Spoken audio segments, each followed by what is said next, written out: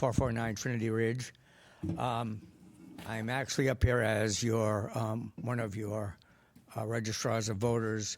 Just to remind everyone, next week there's going to be early voting for the presidential preference primary. It's going to be Tuesday, Wednesday, and Thursday, March 26th, 27th, 28th, from 10 a.m. to 6 p.m. And we're taking Friday off because it's Good Friday. We'll be back Saturday the 30th, again, 10 a.m. to 6 p.m. And then, of course, if you want to vote in where you usually vote in your precinct, that will be Tuesday, April 2nd, and that'll be from 6 a.m. to 8 p.m. in where you usually vote. Thank you so much. Thank you. Appointments and resignations? Oh, we have more public comment. Oh. Oh, we do? This is highly unusual. Please come forward. We're excited. Good evening. My name is Gary Sikorsky. I live on 130 Falcon Ridge Road, and I've been a town resident since 1989. And my purpose here tonight is just to make the town council aware and the other residents here this evening of a project that was supposed to happen 21 years ago called the Hayes Pond Restoration Project. And my purpose is just simply to make everybody aware of it and see what we can do to see if we can reinitialize it. It's something that I think has to happen, living in the area. I've watched the pond deteriorate significantly over the last few years. I've been in touch with Fran Whalen. My property actually borders the Hayes Farm. And I'd like to just have anybody's support, if anybody has any questions. Mr. Sikorsky, can you address the council, please? Okay, sorry. And then we won't pick you up in that microphone. No, thank you. I don't do this too often. It's okay. We don't get company too often, so we're Okay. all new at it. I apologize. I was trying to make sure I didn't like. They're turn going to my back hear. on They're going to hear you, and they're going to see you now on the screen if you face this So way. my purpose is simply to make people aware of it. Obviously, there's lots of questions around it. There would have to be funding. There's some really good reasons to do it, and there's not many reasons not to do it. And that's my point for this evening. If I have some materials, I put together a fact sheet. You can that I hand will it to share Joey and with- the secretary. Thank you. And if my information is on there, and I appreciate your time. Thank you so much. You're welcome. Anyone else who wishes to be heard? Okay, moving on. Councilor Sullivan, appointments, resignations. None on this side, thank you. Deputy Mayor. No, no resignations, no nominations. Thank you. Perfect. Thank you. And approval of the minutes. Make a motion to approve the minutes. Second? All in favor? Aye. Madam Mayor, I'd like to make an amendment to the agenda. I would like to move up the River's Edge update before subcommittee reports, and also move up the MDC discussion after River's Edge, but before the subcommittee reports. Is there a I'll second? second. Any discussion? All in favor? Aye. Aye. Mr. Parker.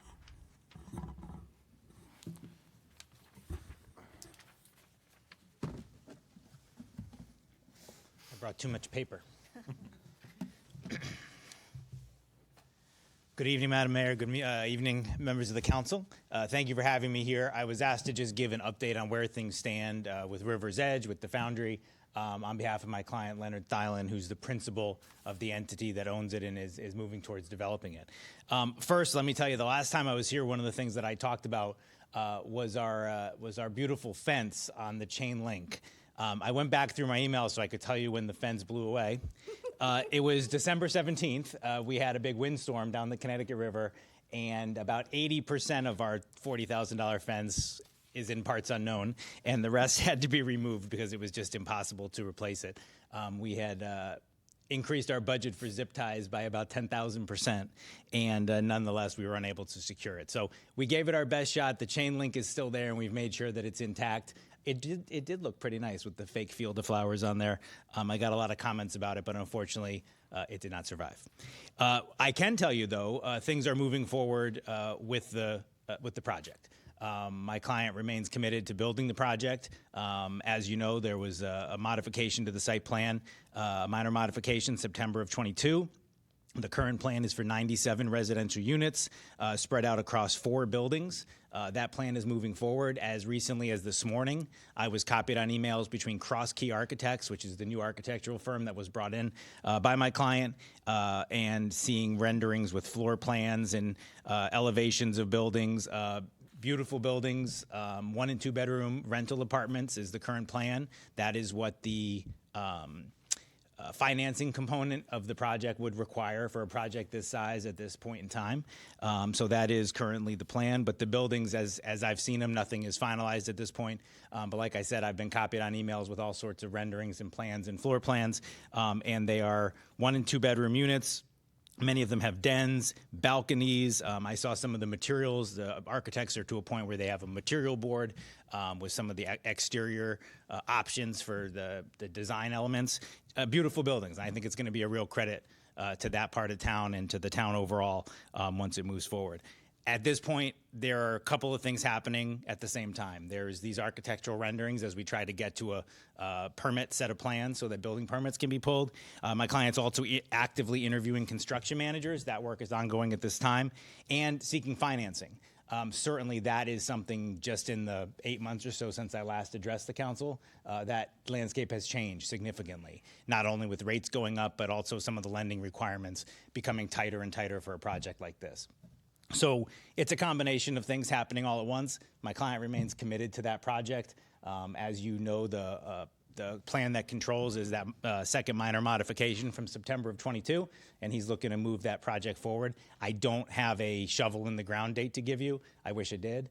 But at this point, it's just a matter of architectural plans, construction managers, and financing, and he's hopeful that he'll get that together sooner than later, so I can come back before you and give you a date when you'll actually see some shovels in the ground.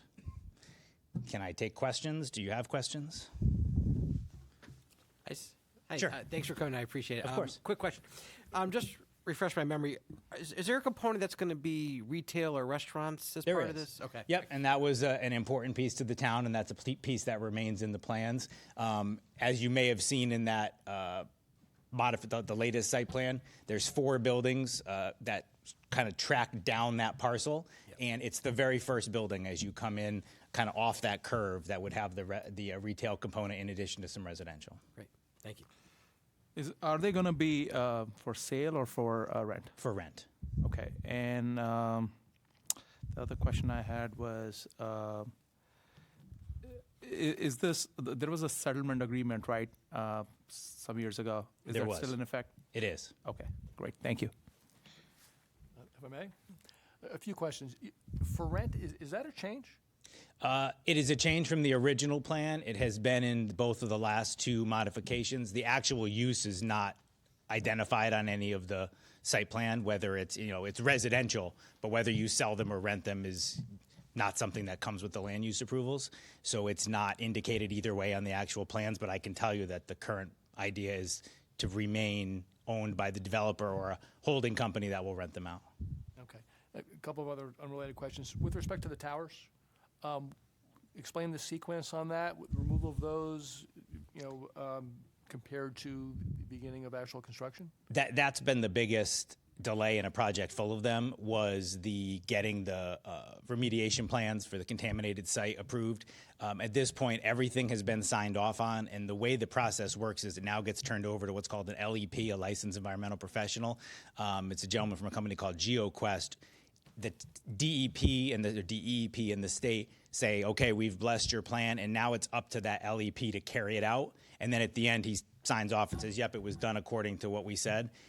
The issue is to begin the remediation without site work, without digging foundations, would require mobilizing, demobilizing, and remobilizing when it's time for construction. So we've reached as far as we can without in earnest beginning construction activities. So there will be a mobilization for construction, and the first phase of that construction will be the completion of the remediation. So we have to get to a point where we can bring in the excavators and bring in the trucks. the LEP will be monitoring the demolition of the silos. There's testing that has to happen of material as it comes down from different levels to ensure compliance with all the environmentals. But that really will start in earnest when the project does, because it just financially doesn't make sense to get those crews out there twice. So you have an approved remediation action plan? We do. And so DEP has Correct. approved it? Okay. And so to summarize what you're saying, to be sure we're clear on this, so removal of the towers is going to happen basically concurrently with breaking ground on construction? I mean, you're trying to just mobilize once rather than Correct. twice? That's the idea? Yeah. Okay. Yeah, I don't want to say, I think it has to happen before. I don't think it's concurrently, but it's going to be all in one big push. I don't want to talk about things that aren't in my area of expertise, so I won't comment exactly on how the remediation piece of it goes. But my understanding from talking to the LEP is that we've reached a point where to take the next steps is going to involve the heavy machinery, which is also going to be needed when we construct. So we're kind of at the point where we just need to go. Okay. And my last area of inquiry is with respect to the approvals and expirations of any approvals. And my understanding is that part of the challenge for this project was you have multiple layers of approval right up through the federal level because of the railroad. So can you just summarize for us where you are on the approvals at those various levels of government and whether any of those are on the verge of expiring? I'm not aware of any that are on the verge of expiring. The only thing that would be a complicating factor, which happened to this project once, was the sale of the railroad. That required us to start again. The railroad approval is linked to the railroad owner, and were something to change with the railroad owner, we'd really be scrambling. But we have no indication that that's happening right now. The site plan approval, due to the 2021 extension by the General Assembly, that's now good all the way through 2032. So because it's a special permit site plan approval, there's still a lot of time. I can tell you the activities and the emails that I was on today, I certainly don't anticipate at this moment needing anywhere near that much time. But that's the effectiveness of the approvals. Well, it's been 30 years. What's another 8? Okay. Thank you. I have a couple of questions. Sure. Do you, by any chance, know what the rationale was from changing from sale to rental Market conditions. market condition? And do you have like an estimate of what, like if they were up today, what the rent would be? I do not. Okay. And are there any of the units going to be affordable housing? Not that I'm aware of. The approvals would all have been before that was something that was contemplated, so there's certainly nothing in any of the approvals that requires that. I'm not aware of it, but that doesn't mean it doesn't exist. And do you know what the square footage of the apartments, whether 1 bedroom or 2 bedroom? There were still multiple different floor plans going around in my email as recently as this morning, so I don't want to comment. I mean, they were relatively sizable rental apartments. Like I said, I mean, a 1-bedroom unit with a separate den, so it's not like they were really jammed in. But there was also, hey, what do you think about this? What do you think about this? So I don't want to say a number because I don't think we're there yet. Okay, and then switching subjects, if I recall correctly, back in 2013, there was an abatement period, and I'm assuming that would have run, but I know because of COVID, there's been some extensions. Can you tell us what the status of that is? On the tax settlement agreement? Yes. That's going to happen once the taxes become due when there's a CO issued. So it was an adjustment to that period. I don't have the paperwork with me at this moment, but the time period doesn't begin until the project is built. And is that based on the 2013 valuation or the current, do you know? I didn't bring the document with me, so I'd be nervous. Something maybe we could get? Yeah, I mean, it's a document that the town entered into. I'm sure I could pull it from my emails in a second back at the office. Thank you. Question. With the one of these original plans, it didn't have apartments. Has there been approval by the town to change it to that? It's residential is the approval by the town, so there's no distinguishment in the residential approval between whether the owner continues to own it and rent it out or sells it to a third party.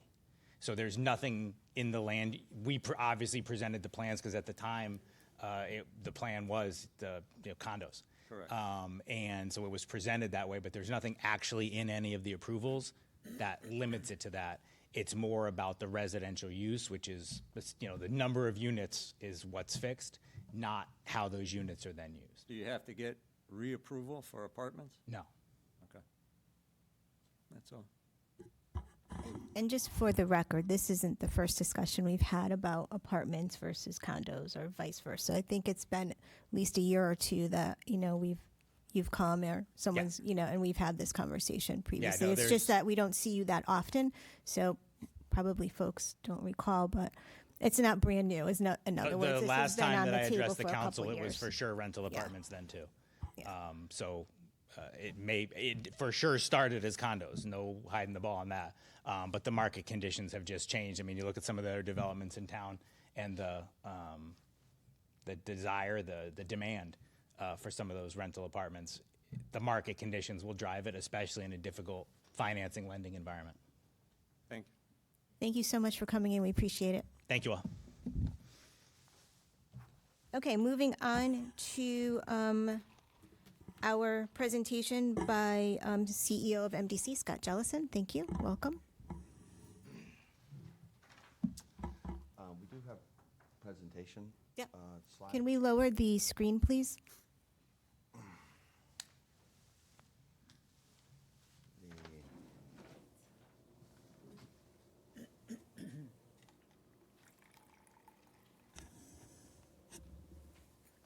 Do we have a pointer here? I don't know that we have an pointer. We get them on our monitors here. Perfect, perfect. We see them on the screen here. Yeah, no, That's for the audience side. We got this here. This is great because the challenge with that.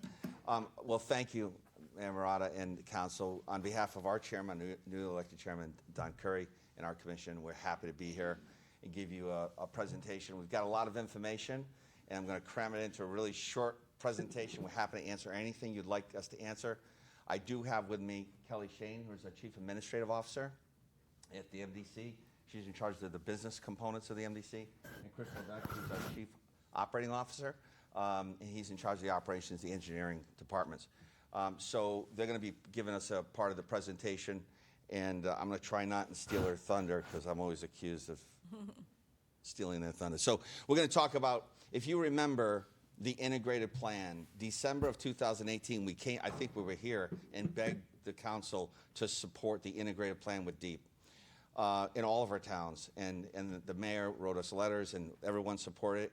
And it took us until September of 2022 to get it approved, okay? And we're gonna talk about that. We're gonna talk about the master plan. We got a major master plan on the water side. We haven't improved our infrastructure in over 150 years at the West Hartford filter. And we're going to talk about, Kelly's going to talk about the budget. Great news there. And the water bill, water comparisons amongst our other water companies in Connecticut. And then Chris is going to talk about Rocky Hill projects that we're doing in Rocky Hill. And then development and coordination. We're very pro-development. The gentleman was just here, right? And then the LCRR, which is the new EPA mandated lead and copper rule. So I think I can, yeah, perfect. This is great. So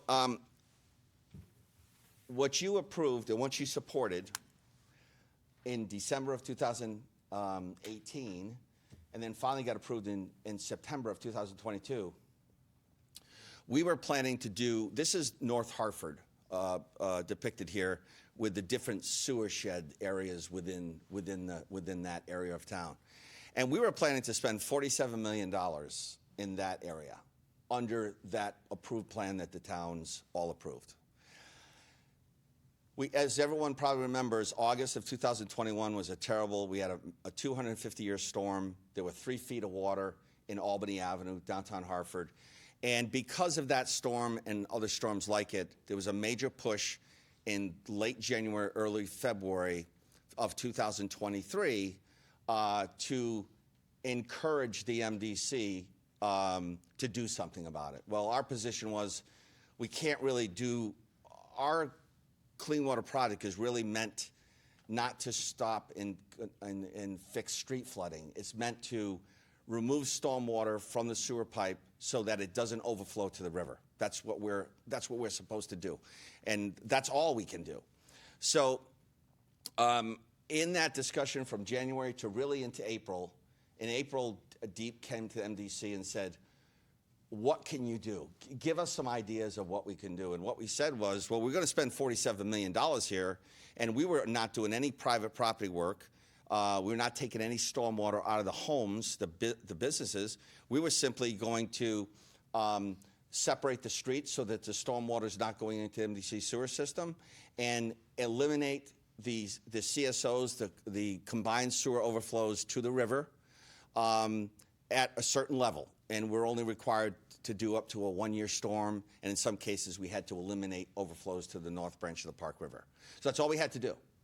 And we said, well, the deep in EPA, the city of Hartford went to EPA, and they said, we don't fund stormwater projects. That's not what we do. It's about CSOs, it's about SSOs, sanitary sewer systems like here in Rocky Hill. So we don't get involved in stormwater projects. And we said, our position was, if the state of Connecticut and EPA would fund private property work, why don't we go and get the stormwater where it's being generated? It's being generated from basements. It's being generated from roof leaders. It's being generated on private property, whether it's businesses or whether it's homes, and then it's getting into the MDC system. So we convinced the state of Connecticut to change direction from what was all approved and said, let's solve our problem at the river, but put the money in the homes and in the businesses in the streets to get the stormwater out. Different thinking, and that became a $180 million project. But because we said we can't afford it, this is our idea, but in order for it to be achievable, we can't expect the towns to pay for all this, so you have to give us more money in grant money. So that was the concept of the integrated plan.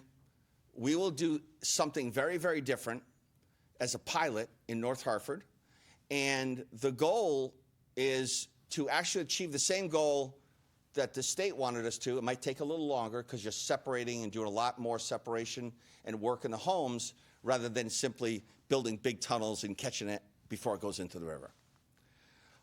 So as part of that discussion, you can't talk about doing all this separation in a home or a business without talking about the backwater valve. And as most of you know and have been involved with the MDC, what we're trying to do is stop a system that's surcharging here in Rocky Hill. The system gets surcharged, and we're trying to block that surcharge from coming into your home. But the problem is we also have people have rain leaders, and they have foundation drains, and that water's coming into that home no matter what, so it's got to get out. Otherwise, it's going to flood the basement. So we implement a sump pump program as well, and that sump pump allows us to get that water that's collecting from the private property and get it out of the home, but not into MDC system, okay? Now, the challenge with that is a lot of times we're pumping it into the backyard. The real goal for all of our towns is to have a stormwater system in the street in front of the homes to pump that water or gravity flow that in. So that's what we're talking about here is all of the work that we're doing in these homes is going to be the pilot for everywhere else. And I believe this will be a pilot for the entire nation because DEEP and EPA across the country have said, we don't want to wait. Doing this kind of work in a home takes too long, and we don't fund private property work. So the answer is just build big pipes, big capacity, increase the size of the pipe, and then simply catch it before it gets dumped into the river. So one of the benefits to all of this work that we're doing as a pilot in North Hartford is we said, the bottom half here, whatever we do in North Hartford, I can't do that for free and then expect Rocky Hill to pay for it. So now, as part of this program, we're going to be lining all of the laterals. So every sewer lateral in North Hartford is going to get a free sewer lateral, whether it's replaced or whether it's lined, right? So non-destructive lining. We said to DEEP, I got to be able to do that for everybody. I can't just do it for North Hartford. So we passed an ordinance at the district, and we built that cost into the district and into the integrated plan. And now everyone in the district, every town will have this benefit that North Hartford's seeing, which is anyone's lateral who fails, it'll get replaced for free, up to $10,000. So that's a huge win. We haven't increased the clean water surcharge to anybody, and yet we have 160,000 or 100 and some odd thousand sewer laterals, at least 102 because we have 102,000 customers. But everyone will get a free sewer lateral out of this program. This is just an example of, in the negotiations during that April to July timeframe, what was approved by the board in September of 2022 is the dotted line, and that's the clean water surcharge. And the little chart here shows what it was going to be in 2022, and the new chart shows what it is going to be in moving forward. And what we said to DEEP was, if you want us to do all this work in North Hartford, you have to give us enough money in grant money and in loan money so that we can do this work, but not increase the clean water surcharge by a penny. And in addition to that, give everybody a free lateral. So what we did was exactly that. This shows that the blue line, if it's blue, is below the original 2022 rate structure, and will stay that way. Now, how did we do that? We told DEEP, you got to give us a lot of grant money, and they did, and we also had to push off $300 million worth of work. So we pushed $300 million worth of work that was planned to be done, and then if you remember, the tunnel that we're building to West Hartford, that's a $300 million, it was in the paper recently, that $300 million project, that's to serve the southern part of Hartford and West Hartford and Newington. We are going to not build the downtown tunnel. So that was another $800 million. So we pushed that right off the chart and said, what we're going to do is, instead of building more bigger tunnels, we're going to separate. It's going to take longer, but it's the right thing to do, because if you think about building all these big tunnels for $1 billion, but then you got to still do the work in the streets someday at some point. So we're trying to avoid that. Water master plan. So as I mentioned, some of our filter beds in West Hartford Filter, it's the largest sand filtration system in the United States and possibly the world. And some of the beds are almost 150 years old. So we started in 2016 planning. We've got to do something here. We actually have been planning this since 2016, trying to figure out what we need to do. And as you know, we have a treatment plant in West Hartford, which is a roughly sized for about 90 million gallons per day. And then we have Resi 6 in Bloomfield, which is sized, the plant is sized for 42 MGD, but the pipe serving it from the reservoirs is only about 24, 25 MGD. So what do? And we looked at literally 7 to 8 different variations of, do we keep West Hartford Filter? Do we renovate it? Do we abandon it? And do we build a new facility in Resi 6 because the elevation is about 100 feet higher? Any combination of the two, lots of discussion, a lot of investigation. Chris and his staff, we've actually investigated all the existing infrastructure to see what the condition is to make sure that it will last another 100 years. We don't. Somebody's got to go. My daughter did that for a long time, so I know what that is. So we finally made a decision. We brought it to our water bureau. We brought it to our board. We got it approved this year, and we decided on basically renovating. Leave the system exactly the way it is, because right now, West Hartford feeds. Excuse me, Mr. Jelson. Can someone shut the door, please? Yeah, he is. Thank you. Usually I'm the one talking in the hall when it says. Yeah, I am too. Yeah. So this is just a graphic depiction of how our system operates. And as you can see here at the top, it's our Barkhamsted Reservoir, 30 billion gallons of water. You got your NEPOG, which is 10 billion gallons, so a total of 40 billion gallons. Then you have a 48-inch main that goes to Resi 6, and you've got two 36 and a 42 that go to West Hartford. So that, one of the decisions we made, this plan is about a $300 million plan over a roughly a 20-year period. And the plan is to basically abandon the slow sand filtration plant at West Hartford Filter. And if anyone has a swimming pool and you have a sand filter, that's all that this is. These are 22 beds. They're roughly half an acre to 3/4 of an acre, 22 of them. And literally you have 6 feet of sand, you fill it with water, the water goes through the sand, and there's your filtration, and you have chemicals and all that good stuff. It's very, very simple. It's excellent, but it's 150 years old. So the treatment plant in Resi 6 is different. It's more, it's quicker. It treats the water faster. It uses different mediums, which is like, medium is a sand, a stone that filters the water. And it's a rapid filtration. And so we're planning to build a new treatment plant at West Hartford and improve all of the infrastructure necessary to be improved so we can have a system that will last another 100 years. Really important, if you remember on the Clean Water Project, we have what we call a rate stabilization fund. So all of the money that everybody pays on the Clean Water Project on their water bill, it goes into a rate stabilization fund. And that money is used specifically to pay all of our bills on the Clean Water Project. So the logic was, no matter what option we picked, this option is $300 million.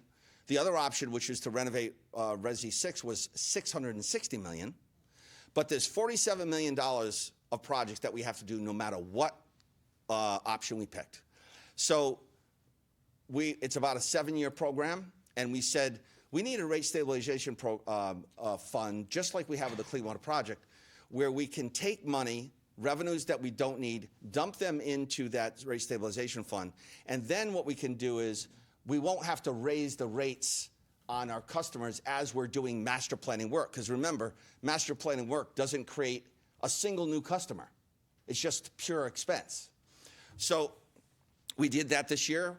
We actually, Kelly will talk about this, but we actually developed that plan. We put $2 million into that plan, and that plan now will fund those $47 million worth of 7 years of projects for the first 3 years without raising the rate at all to our customers.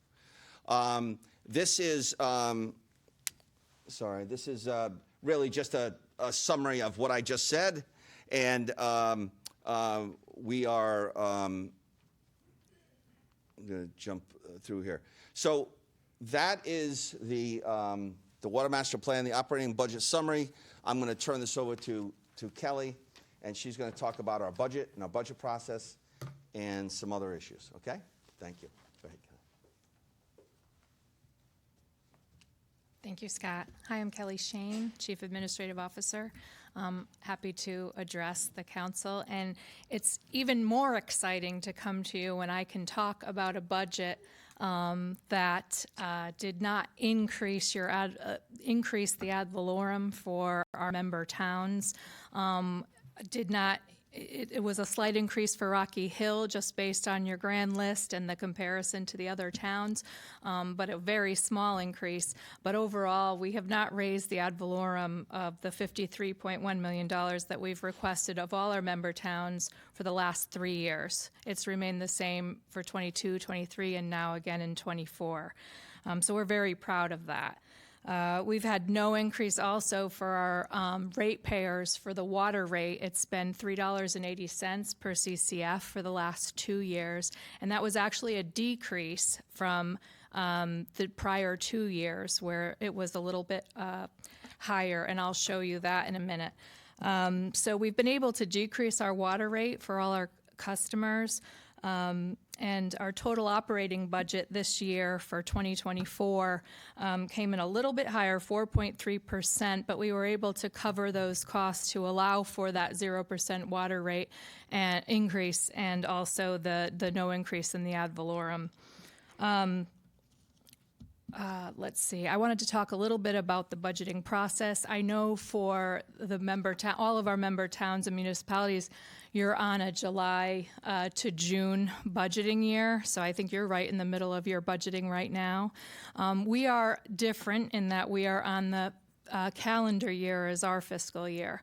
So that brings about challenges between us to share our budgeting information. We start meeting with your town managers around the September timeframe and share our initial budgeting for the next fiscal year. So we cross fiscal years, so that's why it's important to keep our costs down and make sure we communicate with you in September, starting in September, and we kind of finalize that budgeting process, or at least our recommended budget with our board, our finance committee, and our board in the October and November timeframe. We're presenting that in public hearings, our rates, if they're changing at all, and then we bring the full budget to our board for approval in our December board meeting. For implementation in January. So we had a very smooth budgeting process this year, and I think that's a result of our forecasting, our planning, and working with our Board of Finance to bring forth a very thoughtful and appropriate budget for this fiscal year. A couple of highlights of our budget, which is on this slide. We've increased our personnel, our operations personnel from 397 to 399 FTE, very small increase, and our capital staffing from 41 to 48 for all the projects that Scott was talking about. It was still a small increase for a total of 447 budgeted positions in 2024. The only increase, and Scott shared it with you, the only increase was a slight increase to our clean water project charge from $4.25 to $4.33, but you'll have noted on that slide that he shared with you, and I can show it again, that increase was less than the increase that we had in our original plan for the clean water charge. It's, let me see if I can find that again. It was supposed to be for 2024 $4.43, and it's now $4.33. So that 8-cent increase in our clean water project charge is the only increase that our customers are paying. And I just wanted to show you what that equates to on an average customer's water bill. So this is an average customer, a residential customer who has a monthly average of 8 and a little bit more CCFs of water per month. At the current charges for it's comparing 23 to 24, you'll notice a 67-cent per month increase based on that clean water project charge for $8 a year. So really, it's an $8 increase on that customer's water bill. So we think that that's remarkable to have been able to accomplish with all the services that we're now providing, and including those services we will be providing in the future, and trying to keep those costs down for our customers. I wanted to talk a little bit and show you the trend of our rates. As you can see, we have the lowest water rate in this area of Connecticut compared to Aquarian and Connecticut Water, who are for-profit water companies, as compared to Regional Water Authority, who's very similar to the MDC. However, Regional Water is a water authority only and does not also have sewer services. But our trend, as you can see here, has always been lower than Regional Water Authority, our water rate. And in 2020 and 2021, you'll see our rate went slightly higher, but then in 22 to 23, we reduced our water rate by quite a lot. So we're trending down and staying pat while Regional Water is going up. So we did want to share that with you. There were a couple more things that I wanted to share just about some things that are coming up. I know that you have probably, as all MDC customers, you've seen over the years some big changes in our water bills. I know that if you were a customer prior to 2018, you were getting quarterly water bills, and those quarterly bills didn't have much information in them. They just had a big amount of CCF water and your total amount due. I don't know, do you remember those bills? They weren't very informative. In 2018, we went to monthly billing. When we went to monthly billing, we redesigned that bill and we provided more information about all of the different charges and what they were. Then in 2020, we re-implemented our whole system. SAP is our ERP system. It's how we do business. It's how we run everything from operational work orders to all our finances to our payroll to everything. And when we re-implemented that system, we redid the water bill again. You can see the trend of your usage now. And that was done in 2020. There's information about how to pay bills. There's a lot more information on the bill. Coming up in May, which is our target, and I think we're going to hit that target, there will be some more changes to the bill, which I think will be pleasing to most customers.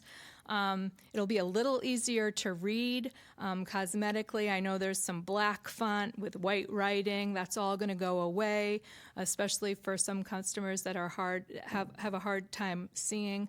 We got a lot of complaints about those. We're fixing that. We're also adding an area for people to donate to Operation Fuel right on the bill. If you pay your bills through our electronic portal, you can always make a donation to Operation Fuel, but you could not do that on your payment coupon if you were sending in still a check and sending in your bill. Now you will be able to do that in any amount you choose. So that's a positive, and it's going to help Operation Fuel as well, which we give many grants through Operation Fuel to member town customers who are in need. Let's see. And the other thing is our bank has changed, and that is what started the need for a new bill or any bill changes. And so the remit address and our new bank will be starting with this new bill in May. So those are the changes. I know that Scott also asked me to let you and any customers who are watching know that we do want to let customers know that although our bill does state right now that interest charges if you don't pay your bill within our 25-day payment term, it's a little hard to, it's a little ambiguous in that it says interest accrues after if you don't pay your bill by the payment due date. The payment due date is a 25-day payment term. I do want to let customers know, and we will be updating the bill as well, that payment due date the interest does not accrue the day after that due date. It actually is a 30-day payment cycle. It goes by until the next bill is issued to you. There's no interest that would accrue. It gives us that 5 days to have your payment post before any interest would ever accrue. So I did want to make that clear for customers. In case there were any questions about that. A commissioner brought that up at one of our last Water Bureau meetings, and so I'm making it a point to let people know whenever I have the chance that that is the case, and it will be posted on our website and on the bill itself. I don't know if anybody has questions. Oh, I'll let Chris finish the presentation, then we'll do questions. I'm sorry. Okay, thank you very much.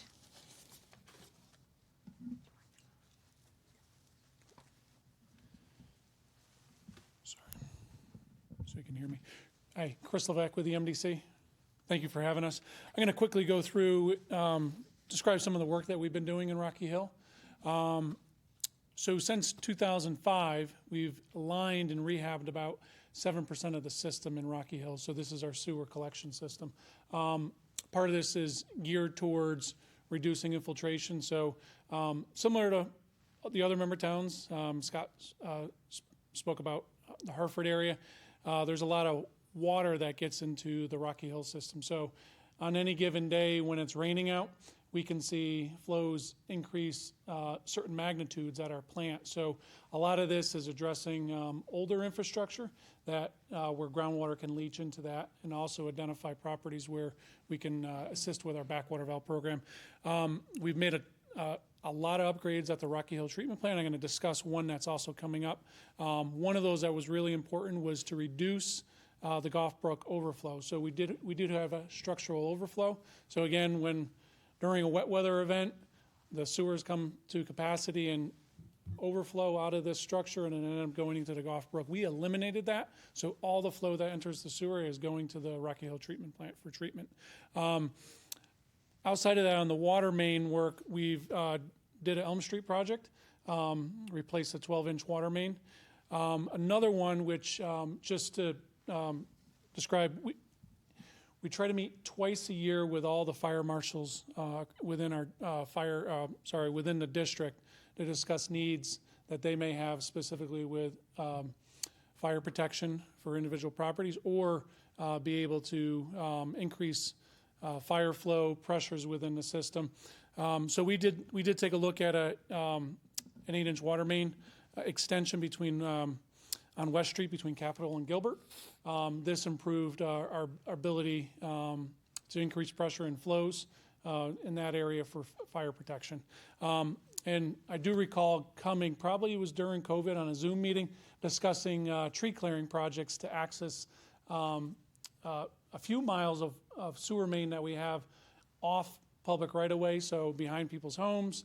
There was a number up near France Street, number of miles that we did in that area where there's cross-country sewers. So we've completed almost 8 miles of tree clearing to gain access to our sewers. Since then, we've been able to CCTV those and look to address, and I'm going to move to the next slide, which is discuss some of the areas that we're looking. So we identified a number of sewers that we needed to address. So we're looking to rehab an additional 10% of the sewer collection system in Rocky Hill to address some of the defects in the infiltration issues related to open joints, other areas, tree root infiltration, all things that have potential to cause a blockage in our main sewer. So we want to try to address those.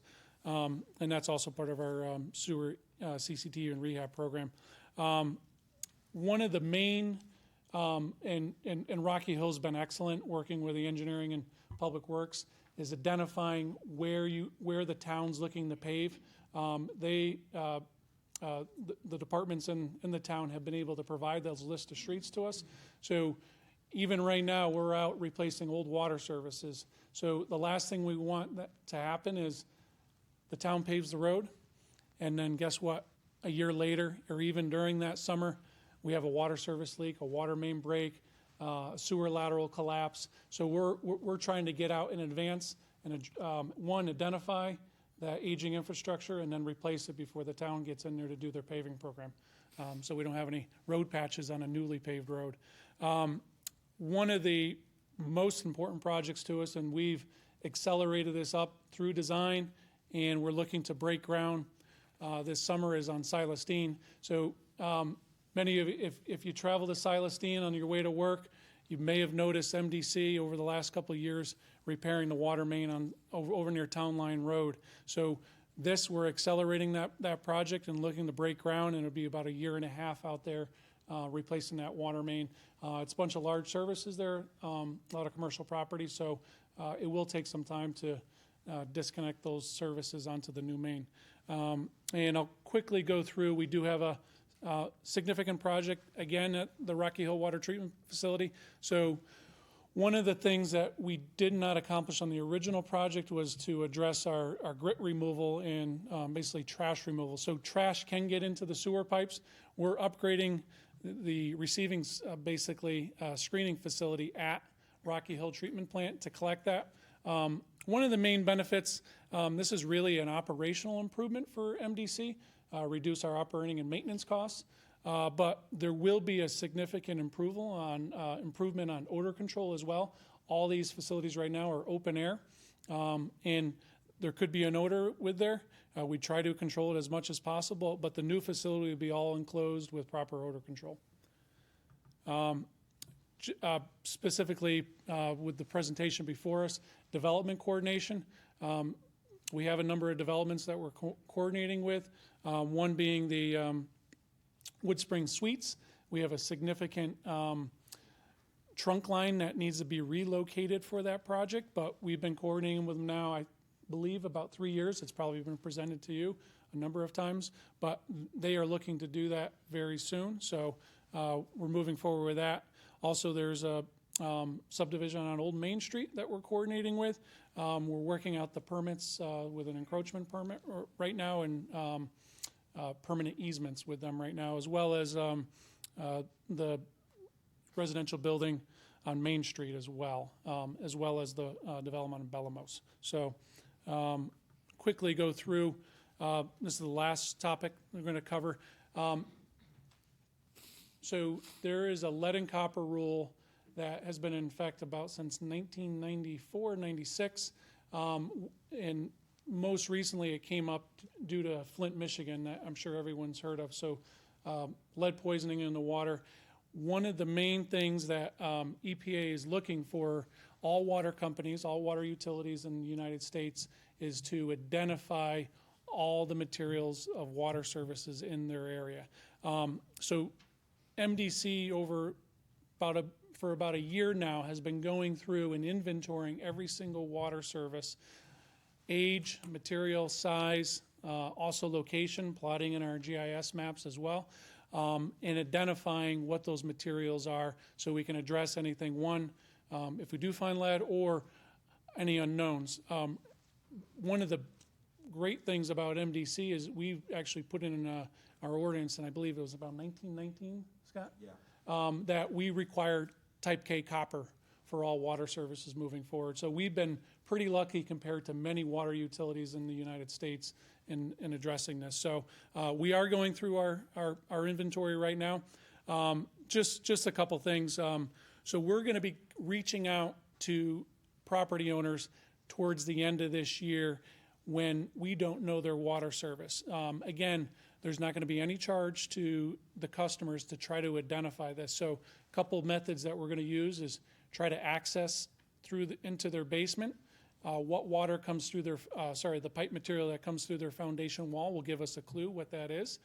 If need be, we'll go out, again, no cost to the property owner, and dig a test hole at the property line. And at that point, we can identify what the MDC side of the service is as well as the customer side of the service.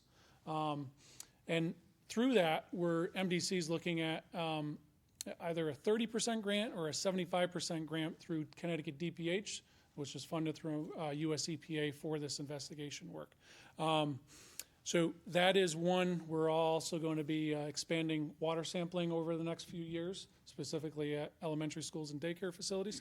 And then also increasing the number of samples that we have to take throughout the system to meet the new requirements of the lead and copper rule from this from EPA. So I think I covered a lot of this, but just to give you a snapshot, out of the 5,000 services in Rocky Hill, right now we have 399 unknowns on the customer side.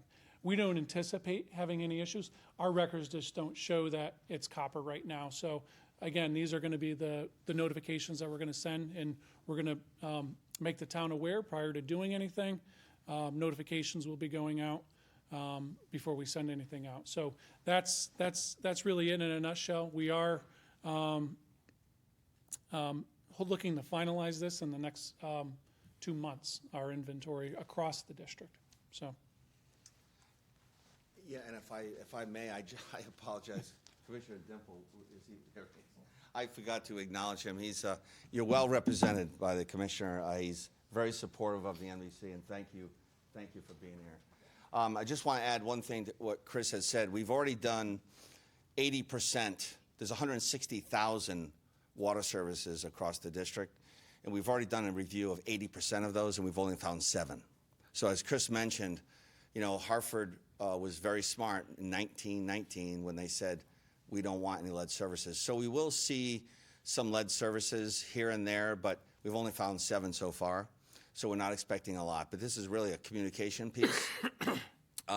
And the board just passed, as Chris mentioned, we're going to be getting 75% grant in disadvantaged communities. So East Hartford and Hartford will get 75% grant.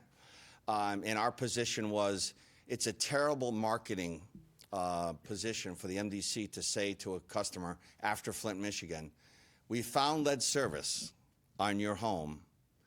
We're going to fix ours and good luck. So we passed an ordinance, the board supported, passed an ordinance.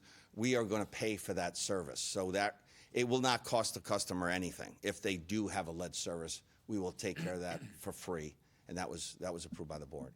So with that, if there's any questions you have for either Kelly, myself, or Chris, we're happy. I'm sorry we took so long, but we got a lot. We're doing a lot, and we're trying to tell you everything. There's a lot more to talk about, but. I got a few questions. They're kind of all over the place, so, Sure. and they're probably quick answers. So, when you're looking at showing the rates before, they showed what's called a non-resident rate for MDC, and it didn't like they pay a clean water fee. Is that accurate? Yeah, non-member towns. Non-member So our non-member towns, the differences between a member town and non-member town, a member town, you have to have sewer service and water service, right?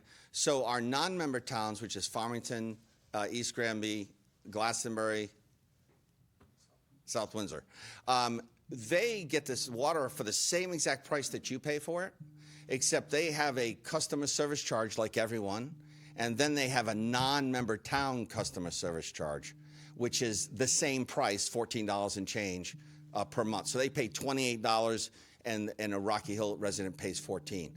And then the only other difference is any capital investment that we have to make in that non-member town, the customers, the water customers in that town have to pay for it. None of you pay for that. So there's a customer service, there's a CIP charge on the water bill, which could be like in Glastonbury right now, I think it's $5 or whatever the number is. Yeah. So, yeah, depending on the size of the meter. So, so that's the difference. Okay. This is more of an engineering question. I'm not an engineer, so this may be a dumb question, but when you talk about relining some of the pipes, does that reduce the amount of capacity that can go through those pipes because it makes the inner diameter smaller? Yeah, Chris, you want to answer that? Sure. In most cases, it actually increases it. So it is about a quarter-inch thick. It ends up being a structural liner, say an 8-inch. But what it does is it actually makes it smoother. So it actually, friction. yeah. So in the engineering terms, the Manning's coefficient. So, but yeah, it actually improves the capacity because it'll improve the velocity. So, Gotcha. Okay. Does it? I don't know if this is more of a town thing than MDC, but is there any program to have, I guess, a personal water reclamation or water barrels for people to reclaim their own storm water or roof water, whatever it's used So for? that you just reminded me, Janice Castle, I owe her a phone call. So we did do that, and the water barrel program, the rain barrel program, we had that program, and it was really an incentive. I looked at it like if you put a rain barrel on your gutter in a bad storm, it'll be full in 2 seconds, right? But it's a way to educate customers and residents as to why is it important for the stormwater not to go in the sewer. It's really that simple. And so we haven't done it in a while, but I just got a request from Janice Castle from Hartford for rain barrels, and we're going to start doing that program again. Okay. Yes, for sure. And Nick Salemi will be that person to reach out to for those. And so you mentioned education by the consumer. Right now we get a monthly bill, and so you know once a month what you're using, but you really don't know what things in your house are really using the water and when it's doing it, where you can really pinpoint how you can try to conserve. Yeah. Are there programs or technology where you can see either by the day or even if, hey, instantaneously my water goes up if I do this by how much, and so you can really pinpoint what's causing my water bill to spike and how you can do things to not have that happen? There's a number of programs that we have. I mean, if you think that you have a leak, both Kelly and Chris's departments work together on this. If someone thinks that, hey, my bill went from 8 CCF last month to 25, and it just keeps going up, there's a process in which you contact customer service command center, and we will come out and do an assessment to figure out if there's a leak. A lot of the, if you remember, in the 1980s, the MDC was selling about a little more than 80 million gallons of water a day. Now we're selling on average 47 million gallons a day. Why? It's the population didn't go down, but EPA said you cannot have a shower head that gives you more than a gallon a minute. You cannot have a flush toilet that's more than 2 gallons a minute. So all the regulation has imposed on customers. As you know, a front-loading washing machine, which we have at home, is 9 gallons a minute. A top-loading machine, the old-fashioned, is 40. So just that one device itself has created conservation without you even knowing it, without even recognizing it. So, but there are programs, and if you contact our Command Center Utility Services or customer service, we can, work through that with you. There are a lot of elderly, and this happens a lot. We have a lot of elderly residents who have, they built a home in the 50s. They still have old flushometer type toilets that are still working, but they use an awful lot of water. But a lot of the times it's simply leaky toilets or a leaky faucet, and so we'll help with that. All you have to do is call us. Yeah, like if people want to get educated, when they take a 10-minute shower instead of a 5-minute shower, how much water they really, those sorts of things. Are there, there's technology like to see how much electricity you're using, or real time, or how much internet capacity you're using real time. Is there a certain technology on the water side? Or? Yeah, let me. Chris is going to talk about our automated meter readers system that we've started imposing in 2008, and it's been the technology has increased dramatically. So Chris, why don't you talk about that? So we are moving from, we're on an AMR, so that is basically a drive-by. So we do have smart meters out there that take 15-minute interval data, but we're on a process of transitioning from the drive-by, which takes the reads through a radio frequency, to a full AMI, so that's advanced meter infrastructure. So we're going to be able to get reads at 15 minutes and upload it to us every 6 hours. So we'll be able to get alerts if, say, you have a leaky toilet. So in the middle of the night, no one should be using water at 1 in the morning, okay? It will actually get an alert to say, hey, you need to investigate this property because they're probably using water, or they have a leak on a toilet or a faucet. And then we're going to be able to forward that out to you. What we're ultimately looking to do is make that customer facing, so you can go onto our portal and you'll be able to receive those alerts, or skin the data as however you want to see it, whether it's 15 minutes by a day, whatever it may be. That's where we're going towards on a customer portal. But once we go live with this advanced meter infrastructure, we're going to have that information and then get those alerts and then address the customer immediately when we get those. Yeah, that's the kind of thing I was. Yep. Yeah, so that's great. Okay, thank you. Yeah, we've done 4 phases of this program since 2008, and this is our last phase. Yeah. Great, thanks. Well, I don't have a question, but I want to congratulate fellow Councilor Levine and Chris for the best exchange this year, I should say, as of now, about cylindrical diameters and fluid velocities and what is it, coefficient of friction? Coefficient of friction, right? Yeah, I mean, I didn't expect that, Jeff. And I that was interesting, yeah. Great conversation, guys. Thank you. I'd just like to make a comment, commend you guys for helping the residents to have the lead pipes by taking care of that. Thank you for that. Yes. Helping them out. Yes, you're welcome. We're hoping not to have any, but if we do, we will replace them for free. Thank you. Okay. All right. I guess we're good. Awesome. Well, We thank you very appreciate much it. for the invite. We're always happy to come to Rocky Hill. Thank you. Thank you very much. Thank you all. Thank you. Have a great evening.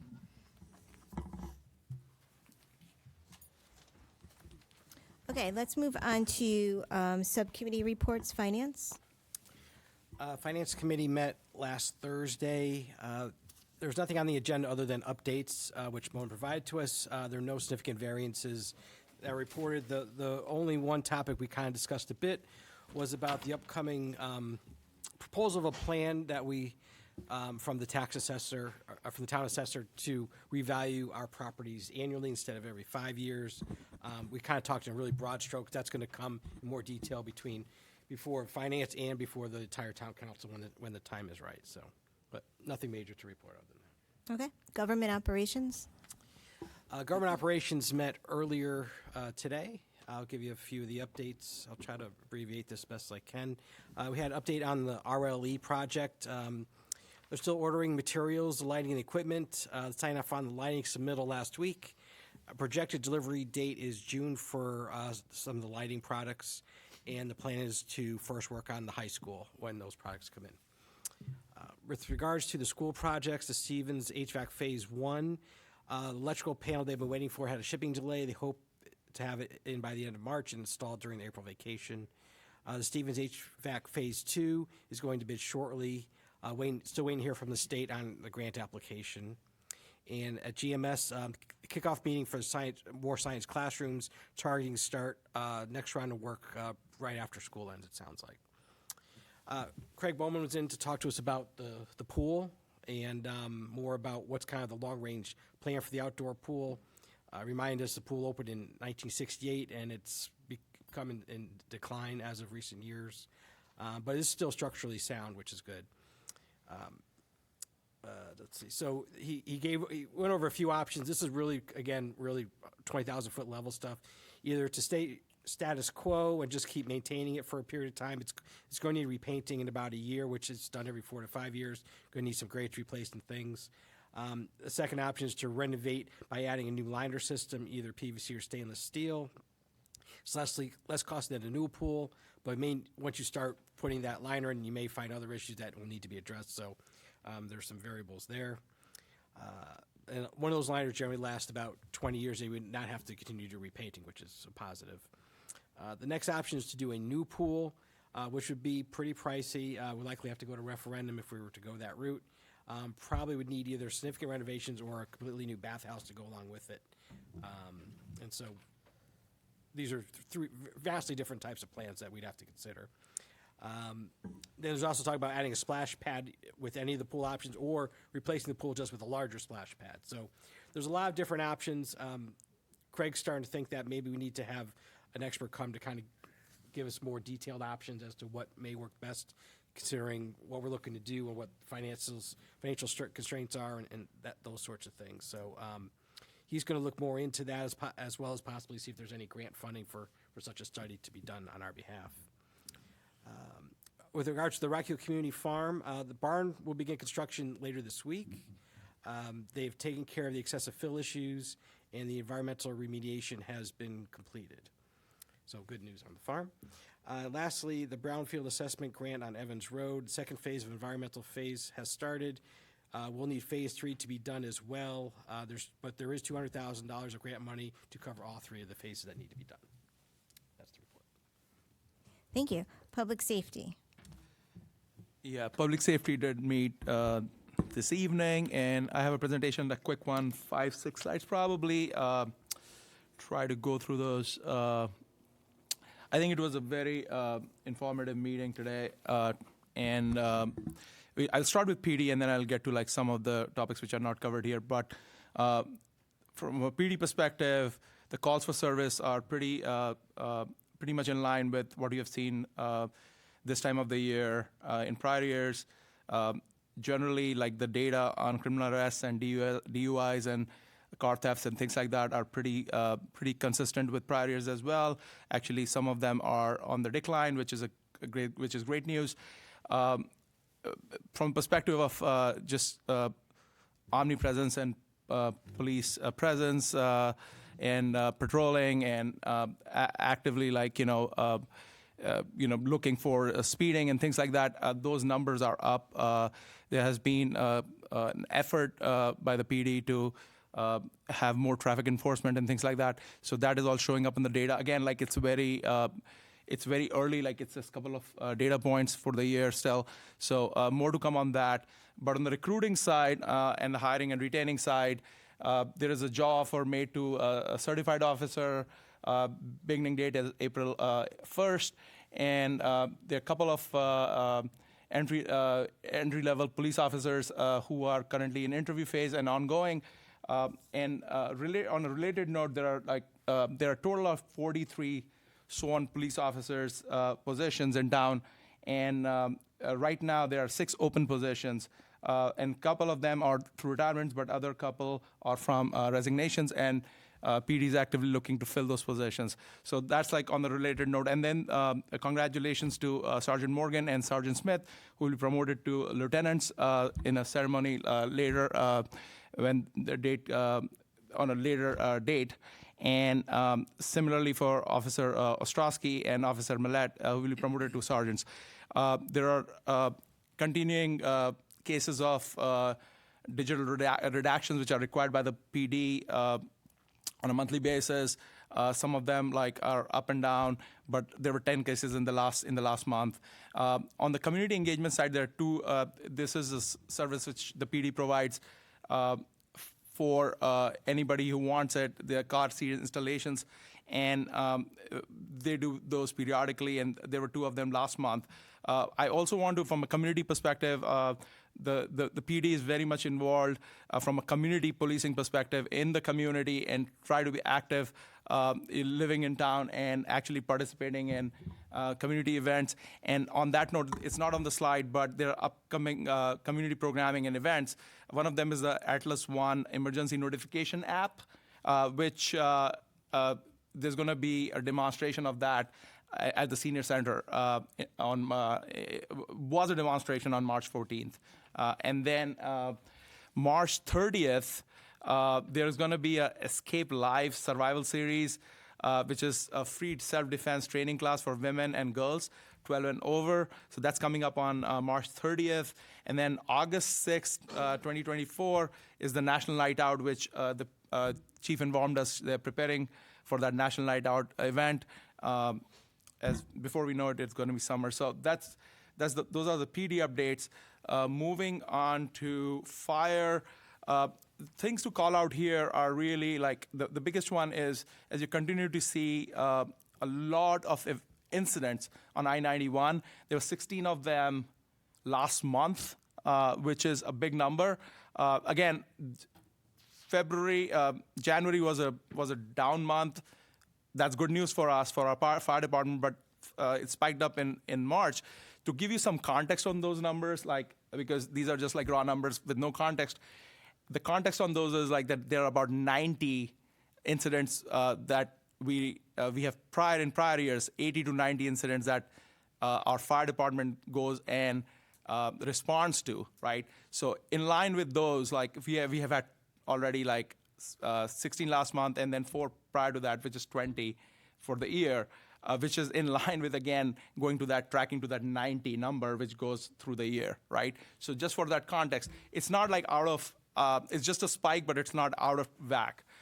It's that 90 number is expected over the year. So on that, essentially, this is the good news is that we can bill the state on this, and we do get reimbursement for that, for those responses. So we are at $106,000 for this fiscal year.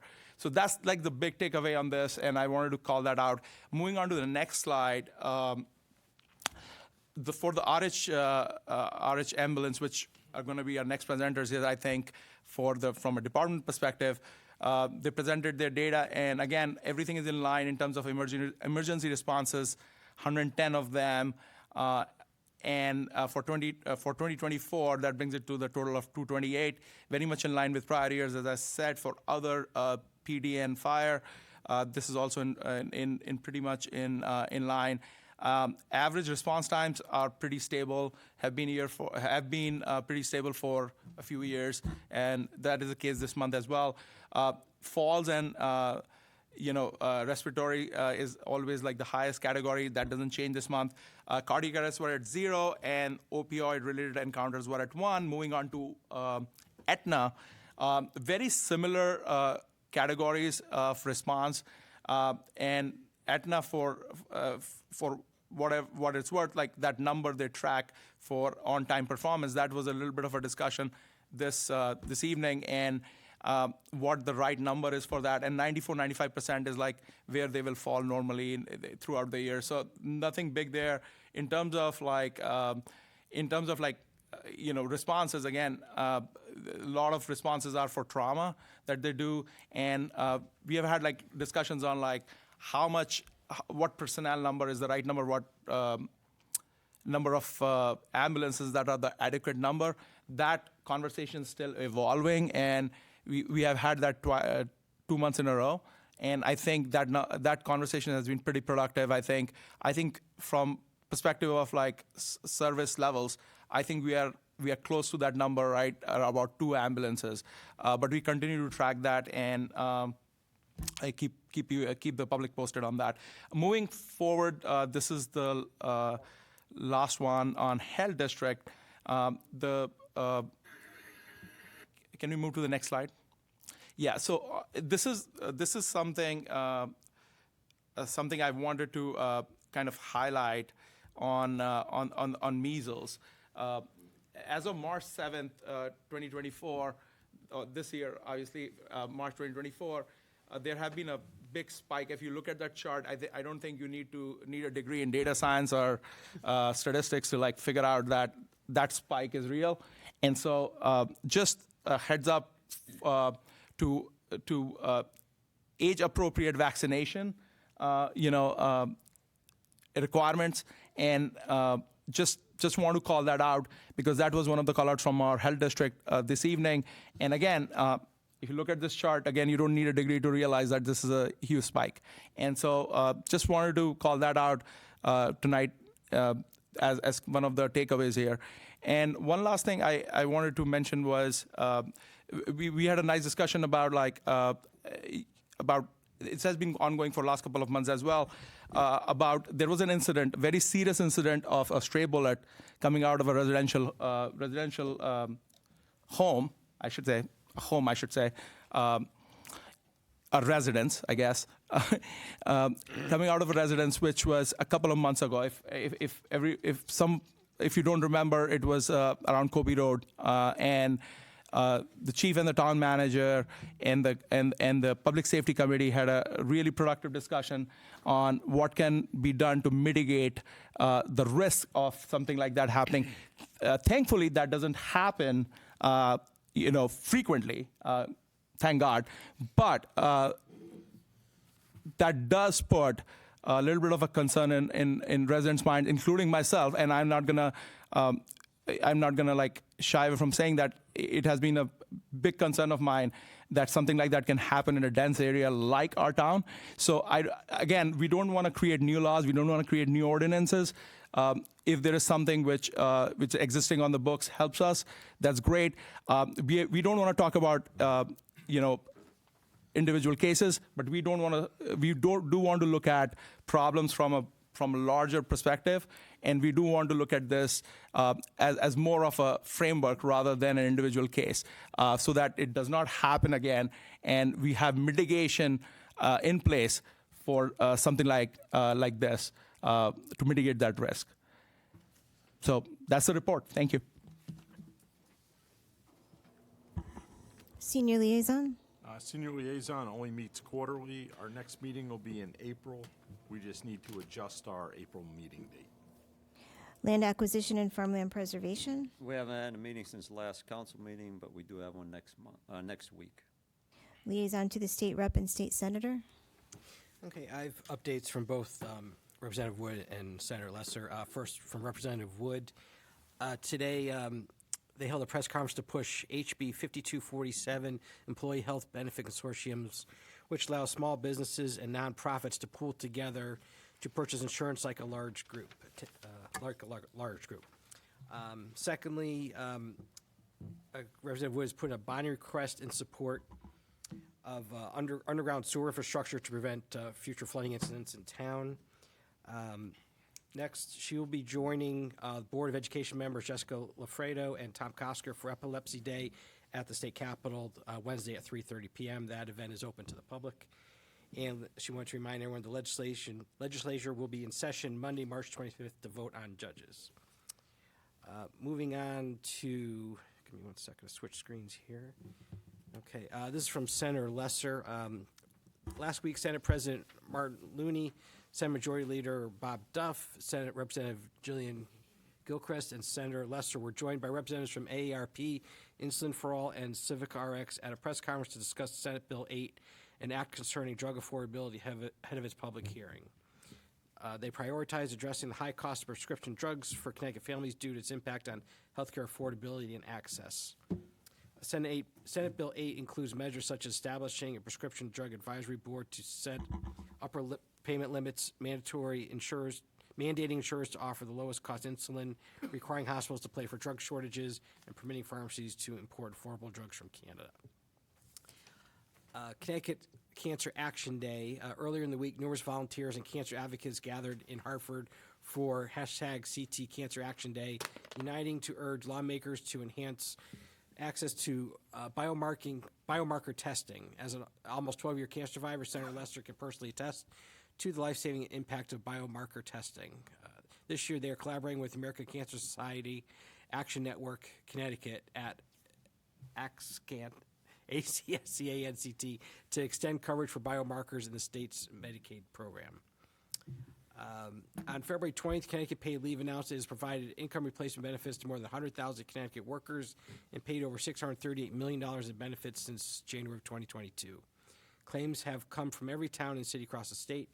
Over 50% of claims have been for a person's own serious health condition, 35% been for pregnancy, childbirth, and bonding, and 12% have been to care for a family member experiencing a serious health condition. The remaining 3% of claims have been for other qualifying reasons, whether it be family violence leave, military caregiver leave, and qualifying exigency leave. To begin an application for Connecticut Paid Leave benefits, workers can visit ctpaidleave.org or call 877-499-8606. Let's see.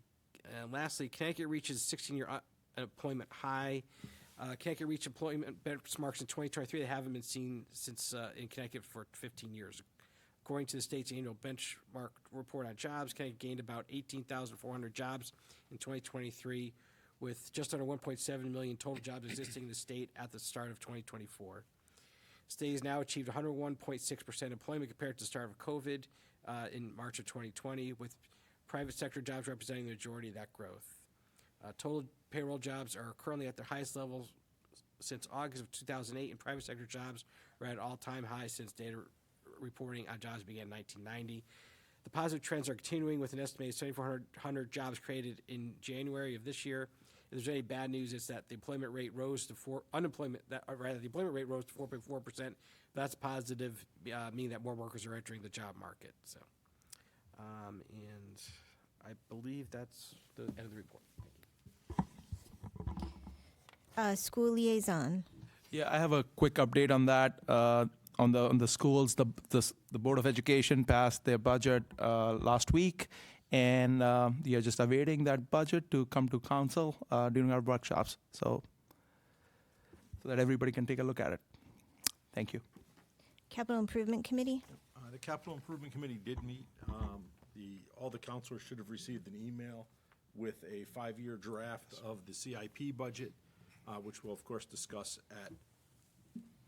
in further depth during the budget workshops.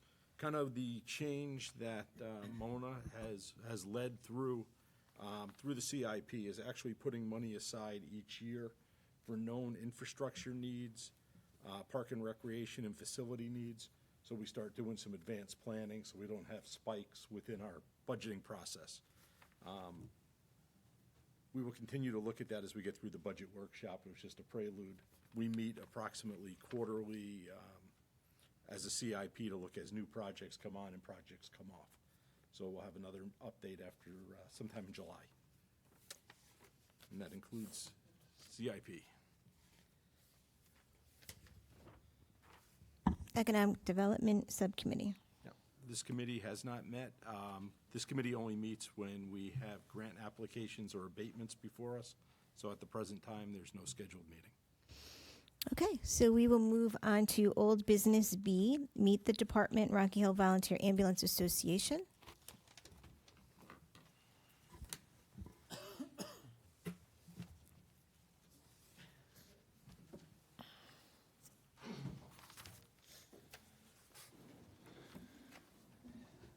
Thank you, Mayor and Town Council. My name is Brian Goodrich. I'm the chief of the Rocky Hill Ambulance Association.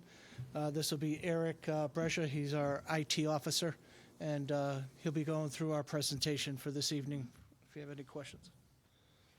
All right, good evening.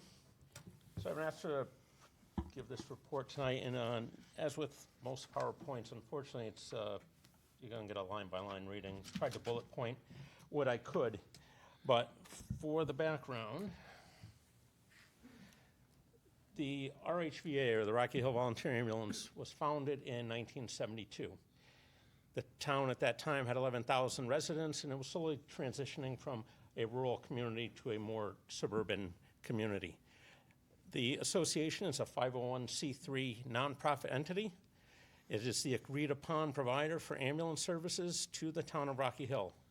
The state of Connecticut recognizes the Ambulance Association as an EMS provider, emergency medical services. And the RHVAA is the primary service area agency for the town of Rocky Hill for basic life support, which is EMTs, and that's the R2 designation, and advanced life support, which is the paramedic level, which is the R5 designation. The RHVAA is dispatched solely through the Rocky Hill Police Department and will assist other agencies, other town agencies as requested. And the RHVAA does not provide routine pre-scheduled patient transports. It is not a commercial service in that sense. So it is here for the town, it stays in town and services the visitors, residents of the town. And just to reiterate in the name, all the members here are volunteers. So all my friends here tonight are all here voluntarily. And they serve the town voluntarily. The mission statement of the association, and I'll read this word for word. It's the mission of the Rocky Hill Volunteer Ambulance Association to provide state-of-the-art medical services, resources, education, and excellence in providing first-class emergency care for the community of Rocky Hill. Additionally, we have some of our values listed: teamwork, professionalism, and quality improvement and assurance. And at the very bottom is just the vision, and that's to be a leader in the emergency medical services field. In order to understand how the ambulance came about, you kind of have to know some of the history of EMS. In the early 60s, most ambulances were operated out of funeral homes. If you needed help, a hearse would show up. If you were still alive, you went to the hospital. If not, well, they had other plans for you. And they were staffed at best with somebody who may have had some minimal medical training. There were times when it was just a driver, and you kind of fended for yourself in the back. And at that time, too, the goal was just get people to the hospital quickly. And this role in this method stayed until pretty much in the 1960s. Prior to that, during the Korean War, there was some recognition that these things needed to change. Some doctors, they had developed methods that shaped civilian practice and the early EMS. So they were able to bring over some of the lessons they learned on the battlefield, put them into day-to-day practice. They had two doctors came back, started one of the first trauma training courses that they brought to the Chicago Fire Department in the late 50s. And essentially that brought about the EMT certification. Going forward to Vietnam, again, they continued to grow and improve on these techniques that would also be carried over into the civilian world. So a lot of these things, a lot of the issues that came out from the military were recognized to be happening in the country. War wounds, not as much, but the same type of traumatic injuries, gunshot wounds, those were still present. And also came out these new, as I have here, a new array of life-saving skills and protocols were developed. It wasn't bring them to the hospital as quick as possible, treat shock, and initiate care prior to transport, stabilize, and then go. And then the terms paramedic and golden hour entered the lexicon at that point in time. During the same time, in the country, there was a 1966 white paper, Accidental Death and Disability, the Neglected Disease of Modern Society. There too, within the country, they're recognizing a lot of these issues that were coming up with a lot of traumatic injuries and a lot of people dying because they just weren't getting the care or nobody knew enough to provide that care. So it highlighted deficiencies in the EMS within the country, called for improved pre-hospital trauma care, pushed for EMS standards, and placed significant focus on training of personnel and getting people up to speed and learning how all this fits together to improve survivability. And they wanted more so that the ambulance to become an extension of the hospital, bring the treatment to the patient instead of just driving with the patient to the hospital and hoping all goes well. So essentially, this was the birth of modern EMS, and more importantly, it was the impetus for founding of the Rocky Hill Volunteer Ambulance. One of the founders, the picture up on the top left, is Marty Stillman. He was a pioneer, an educator. He was an attorney who was an expert in EMS law. He and the others, not necessarily all the chiefs on the bottom, but this other core group put together the program that eventually became the Volunteer Ambulance. Marty was also the first director of the Office of Emergency Medical Services, which today oversees, and at that time, oversees everything EMS oriented in the state. They set scope of practice. They set what you can and should have in the ambulance. They do a lot of regulatory work to make sure that the people who do utilize the ambulance are safe and properly cared for. And as just a side note, Ralph Calciano, who's the current director of OEMS, she was also a member of the ambulance. So it keeps coming back, and Rocky Hill is a very reputable source of individuals that have demonstrated their abilities and forethought. As you can see, some of the past chiefs down here, pretty much most I did not know. I see the pictures all the time, but Chip Pillsbury, he's the third one in from the left. He's still a member. He has over 40 years within the organization. He's a Vietnam veteran. He was a chief. He's just an all-around good guy, you know. And unfortunately, sadness has come to the association too. As the chief on the far right, Joe Graham, many of you may have known him. He was the first line of duty death in the Ambulance Association. He died in November of 2021 while at a football game in his capacity as a member of the volunteer ambulance. So the ambulance sustains itself through monetary donations and billing for services. They bill the insurance companies. So while the association comes across and has the appearance of a quasi-municipal agency, it receives no direct funding from the town of Rocky Hill to satisfy the public mandate for emergency medical services and paramedic coverage. However, the town does fund and partially funds the paramedic contract and that money goes directly to the provider, and then the ambulance pays off the difference. So it's a kind of cooperative effort between the town and the ambulance. And as with the volunteer fire department, the town provides workers' compensation, life insurance, pension plans, as well as the maintenance, fuel, vehicle services. But unlike other agencies within the town, the RHVAA purchases its own vehicles, equipment, and supplies at great savings to the town and to the taxpayers had it been in an actual town agency. And the association currently is in the process of replacing the 3 ambulances from 2010.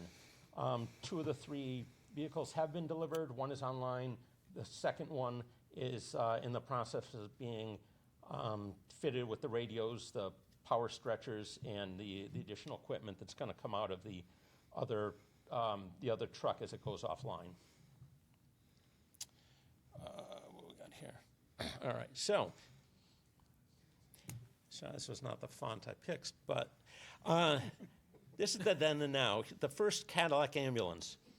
I think, if I recall correctly, these founders, they ponied up $3,500 or so, bought this ambulance.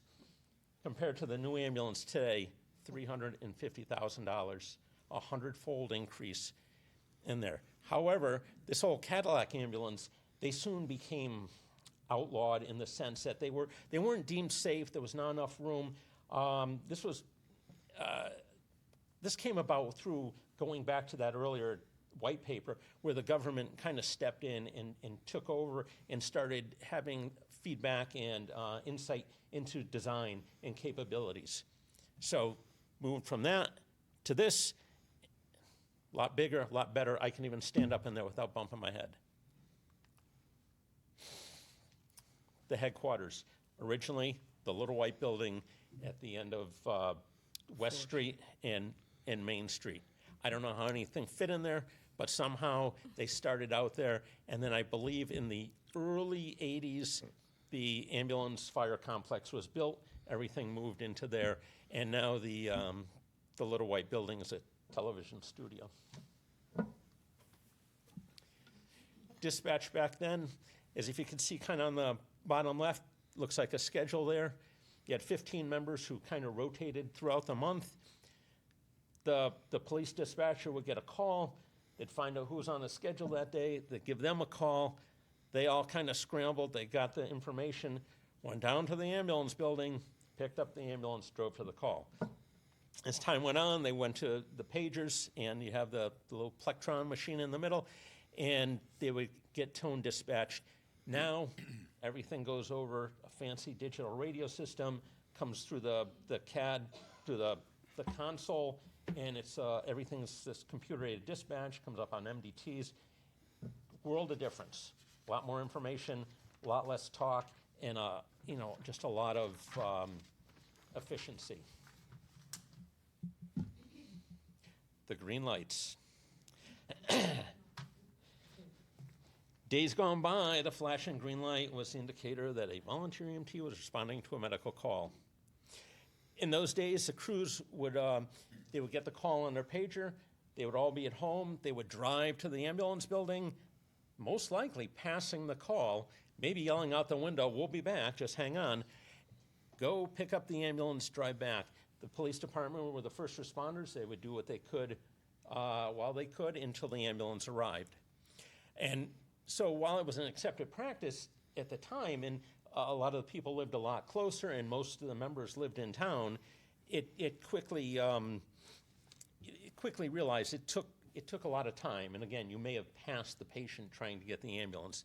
And being that it's a relic of the past, it is no longer used by the association. I think it was a fair trade-off that get rid of the lights, put the crews at the building, get them to the patient much quicker, much safer, and quite honestly, you saw a green light, really, unless you knew, you didn't really know. And green means go, so people would just kind of do whatever and pretty much look at you in the rearview mirror.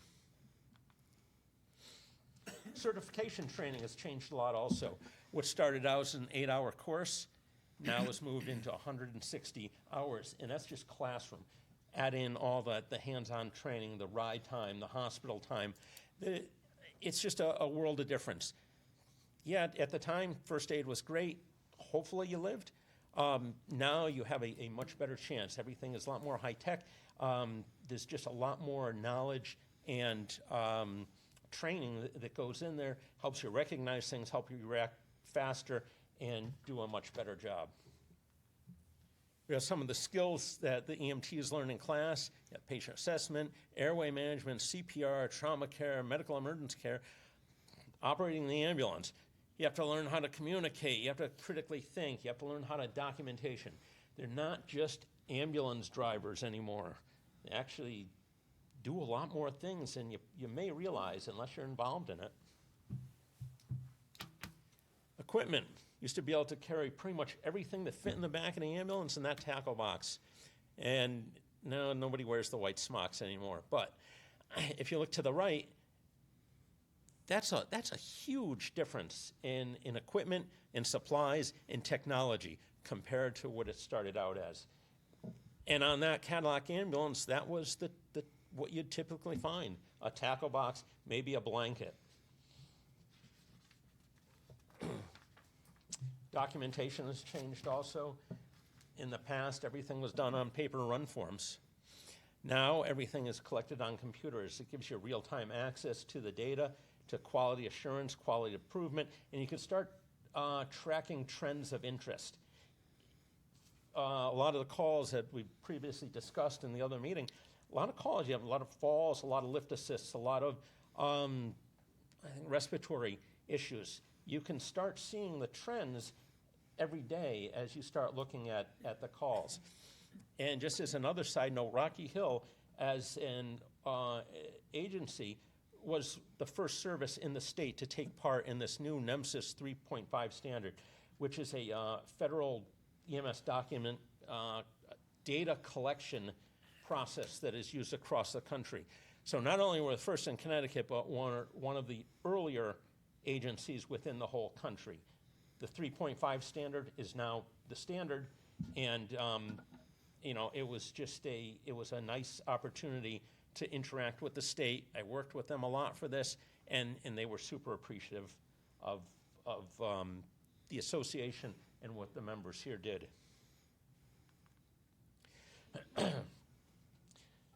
The association is organized with a chief, 2 deputy chiefs, a couple assistant chiefs, and then it works its way down onto the staff officers, the crew chief, and ultimately the members. The top 5 form the executive board. They kind of oversee the organization, and it's kind of collaboration between the chief and the board to make things happen within the organization. The deputy chief of operations here is Kim Ritchie. The chief is Brian Goodrich. Deputy chief of finance is Nancy Brescia in the back. The assistant chief of administration is Cheryl's here, Cheryl Buckley. And the assistant chief of training, I believe, is vacant at the moment. Staff officers, they take on ancillary roles, such as myself, right, IT work, the radios, kind of a lot just computer stuff. There's also vehicle officers who, ensure the vehicle stays fit for service, but they also handle the research for the new ambulances. There's the supply officer. Whatever's in there, it just kind of takes some of the load off the chiefs, the different chiefs, and kind of farms it out amongst the members, makes everybody a stakeholder in the organization. So not only do they have knowledge of what's going on, but they have a belonging in that sense, and everyone's helping each other out. So the members, as I have here, are the lifeblood of the organization. For without, there would be no association. Right? Whereas the members used to be primarily Rocky Hill residents, now they come from pretty much all the surrounding towns. They come from the cities. They come from towns that even have other volunteer organizations, yet they choose Rocky Hill. So the association does have a very good reputation amongst the other services. And as noted, members have been and currently are. They're students, or various town and state employees, or other medical professionals. There's medical assistants, there's dental hygienists, there's nurses, there's APRNs that are in here. There's financial insurance professionals, even some entrepreneurs in there, members of the military, pilots, some lawyers, and there's even a town council member who's present tonight who was a member at one point in time.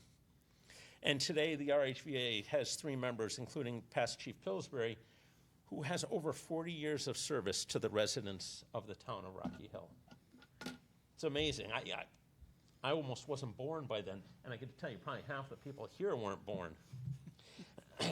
And interestingly, there too, another side note, as was brought up in an earlier meeting, the ambulance the crews were able to take the ambulance to the high school. These were high school students. They would bring the ambulance to the school. They would take calls during the day.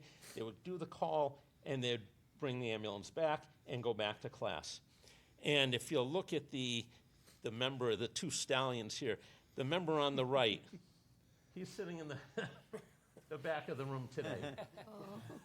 He got me started in this whole process. And today I'm a firefighter paramedic, and I would never have known these and been introduced to this without the members here and it goes for John and Bryant and a couple others that we all went to school together.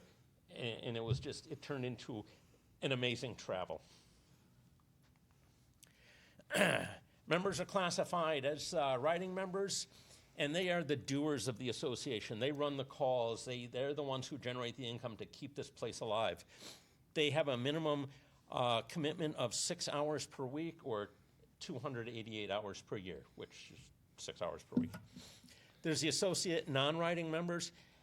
They're the behind-the-scenes people. So despite my skill level, I'm an associate member. I do a lot of other stuff. I think I can devote more to the behind the scenes than doing calls. There have been times I've jumped in the truck and we've done calls. It's I'm kind of in a fortunate spot.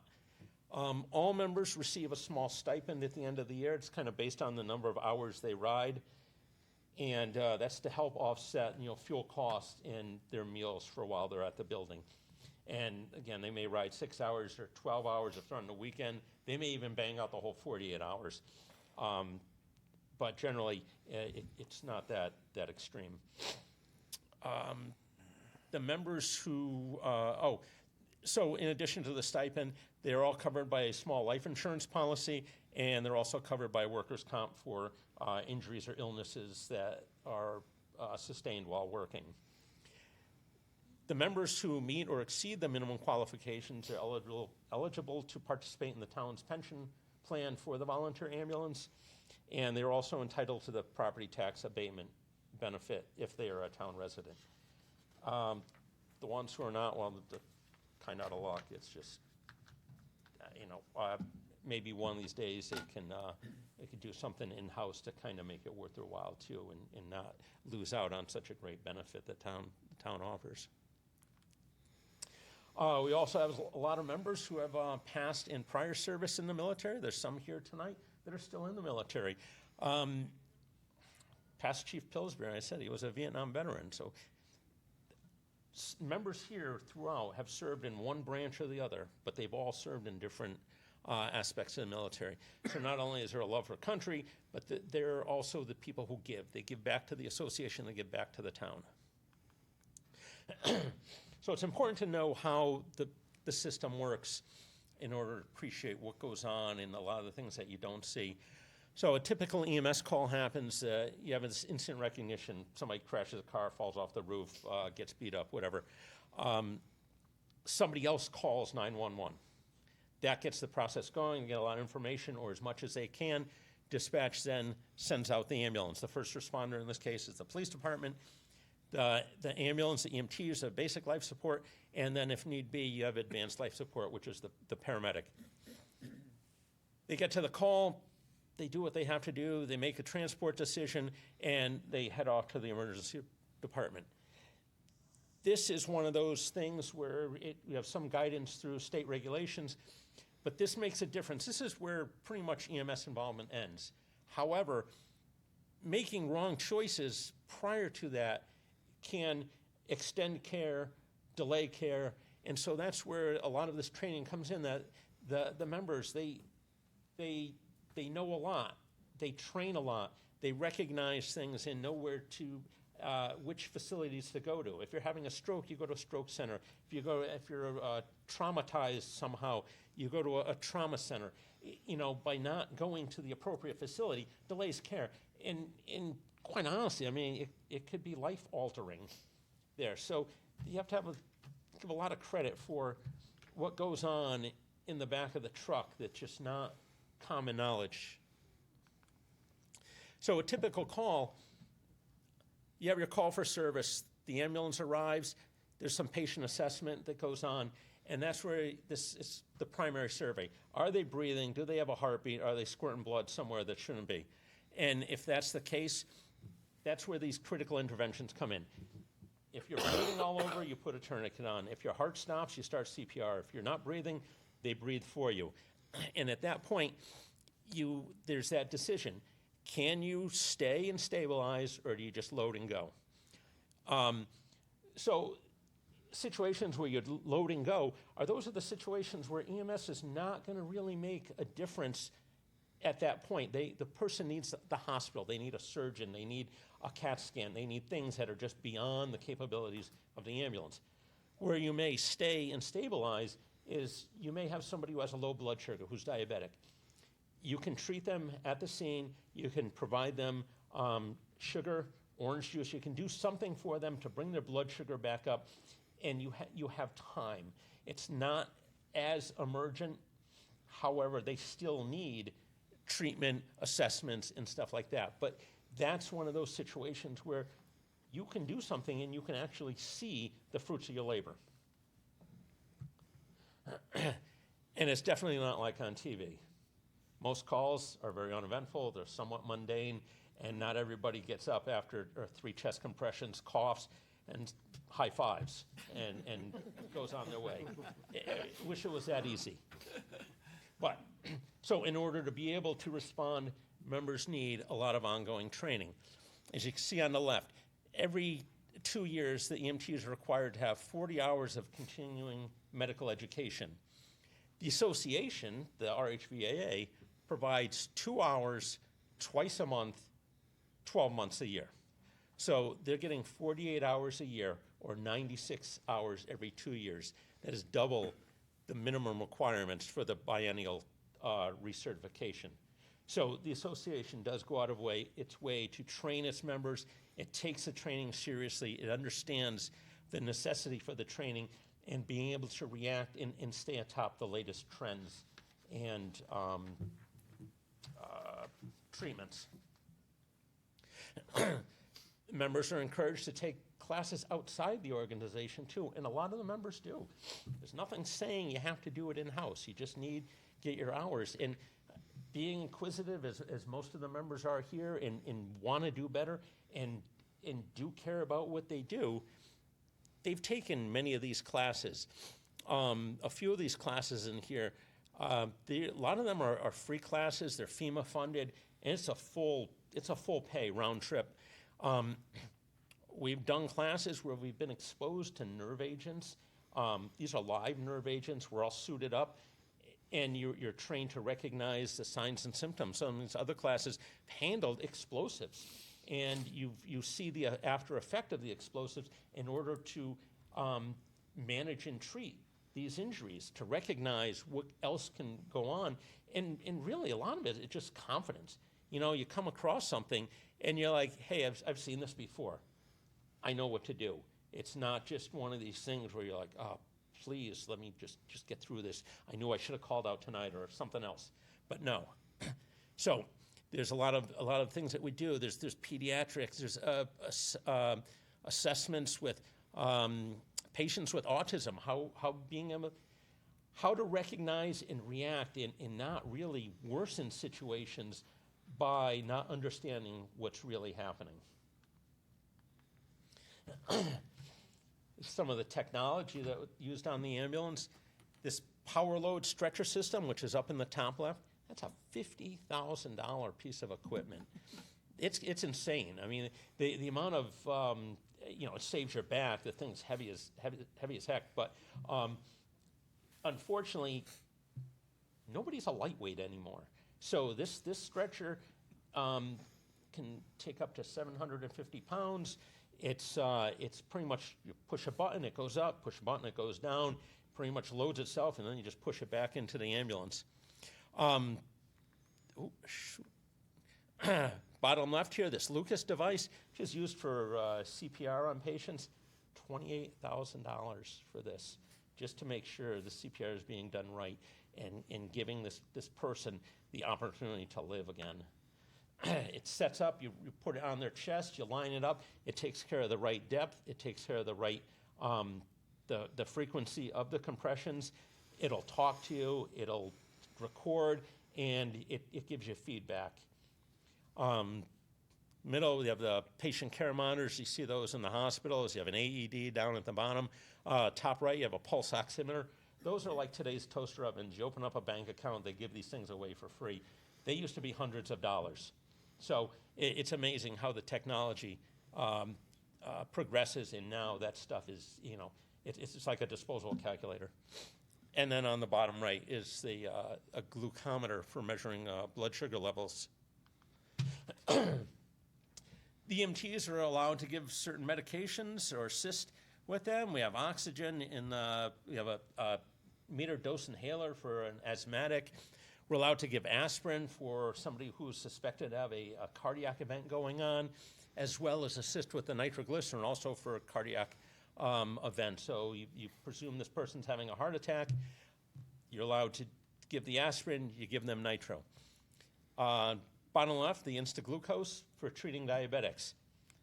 It tastes awful, but it makes a difference. You just squirt it under the tongue. If they're conscious, you put it under the tongue. It gets absorbed. Hopefully it brings their blood sugar up, and then you're just kind of feeding them a peanut butter and jelly sandwich. And hopefully you get them in the ambulance before they decide to refuse. And, that is one of those things where, it's best always to get checked out. I know nobody likes going to the hospital. It's not a favorite hangout, but there's a reason things happen. In the middle, you have the EpiPens for allergic reactions, and then on the bottom right, Narcan, which is used for the narcotic overdoses. And sometimes it's funny, you go to the calls and the police department's there, and it looks like spent shotgun shells on the ground with all the Narcan dispensers, and it turns out the person was just sleeping. But that's enough.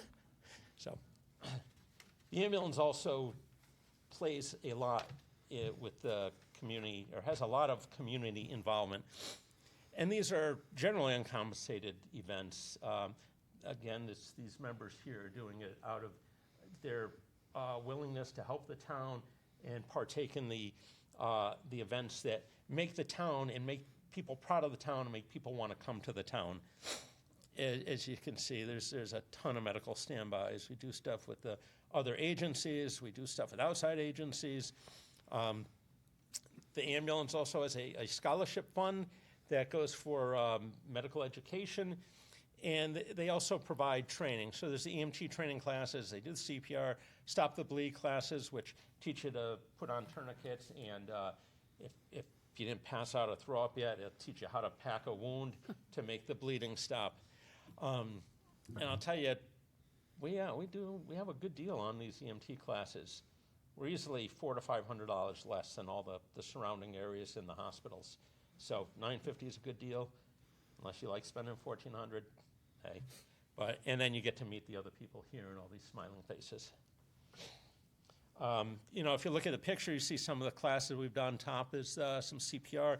The bottom right, we had the Touch a Truck with the kids from the Summerscape through Parks and Rec, and we have the Halloween the festival, and it does look like Uncle Fester from the Addams Family sitting there, but that's our chief.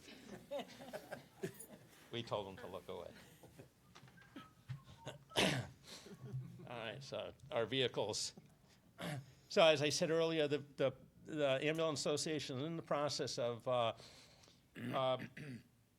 phasing out the old 2010 ambulances with the new vehicles, and it kind of give you a breakdown of what you're looking at for pretty much a basic ambulance. It's close to $375,000.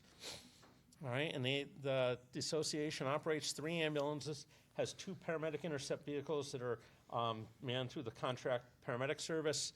We have 2 administrative vehicles. We have 4 EMS bicycles. We have a UTV and an ATV. And again, if the ambulance was an agency of the town, this would be an over $1 million expense to have these 3 ambulances online. Within these vehicles, we have state-of-the-art technology. We have touch screens on the left. We have telemetrics, which was amazing. You could pull up any call, and it could show you your start point, your end point, and it overlays on a Google map, and it just shows you driving to the call. It tracks your speed, tracks your braking. Did you put your signal light on? We're using the siren. All the other stuff. Amazing. We have a typical MDT screen that shows you the call information, and then state-of-the-art fancy flashing light stuff there, which, again, it's insane the stuff you can do with it. Pretty cool if you're kind of like a geek into all that. So I mentioned earlier, you have the bike team. They have 4 bikes. They go out to a lot of these, like the amphitheater, the things that go on in the park. Any situations where there's just a lot of people in a tight proximity, you can't really drive the ambulance through without risking running somebody over. You have the bike teams. If you could see the saddlebags on the back, they have a full complement of equipment. They have AEDs, they have oxygen, and they're easy to maneuver. And the crews, they're very approachable at that point. People don't feel scared to come up to you and say hi or talk to you. Additionally, there's the UTV. It's a six-wheeler. We took this thing out. It was amazing to drive. You're just bombing all over the place with it. But there's been a few uses where they've had to go deep into the woods. You can't get an ambulance in there. You can't expect the crews to carry 30, 50 pounds of gear a mile into the woods because somebody dropped there. And yeah, or down in the meadows when even before, I know it's gone now, but like the dirt bike track. How do you get somebody out of there without just totally whipping yourself in the process? So they have that. It's kind of a shared response with the fire department. Usually they have a firefighter drive, and the ambulance crew will take care of the medical side of it. The ambulance transports to the following hospitals. We have 7 hospitals in the general area, and they communicate with the hospitals through pretty much like a digital switchboard. So up in this area, there's CMed North Central, and they connect you into all the hospitals. So you have a landline direct in, you speak to the doctors one-on-one, if need be. If not, you kind of just give them a heads up, you let them know what's coming in, and they can either prepare or if need be, direct you to another location. It doesn't happen much, but sometimes the hospitals go on diversion. They just can't handle a patient, so at least you have a heads up, and you're not delaying care by going to the wrong hospital. Same thing with Valley Shore. They deal mainly with Middlesex Hospital once you get into the outside the county. The ambulance also has a Hollywood connection. Back in the late 70s, they had Raquel Welch came out. She was one of the stars in Mother Jugs and Speed, which was it was a comedy, but it was really about the competition between the ambulance services within the Hartford region. And she came to the ambulance building. She actually she actually signed one of the ambulances there that's in the background. And as you can tell, there's always the wives looking where the guys are looking. Never fails. But so that was pretty impressive. Unfortunately, that ambulance is long gone. I wish they saved the part that she signed, but at least we have a picture.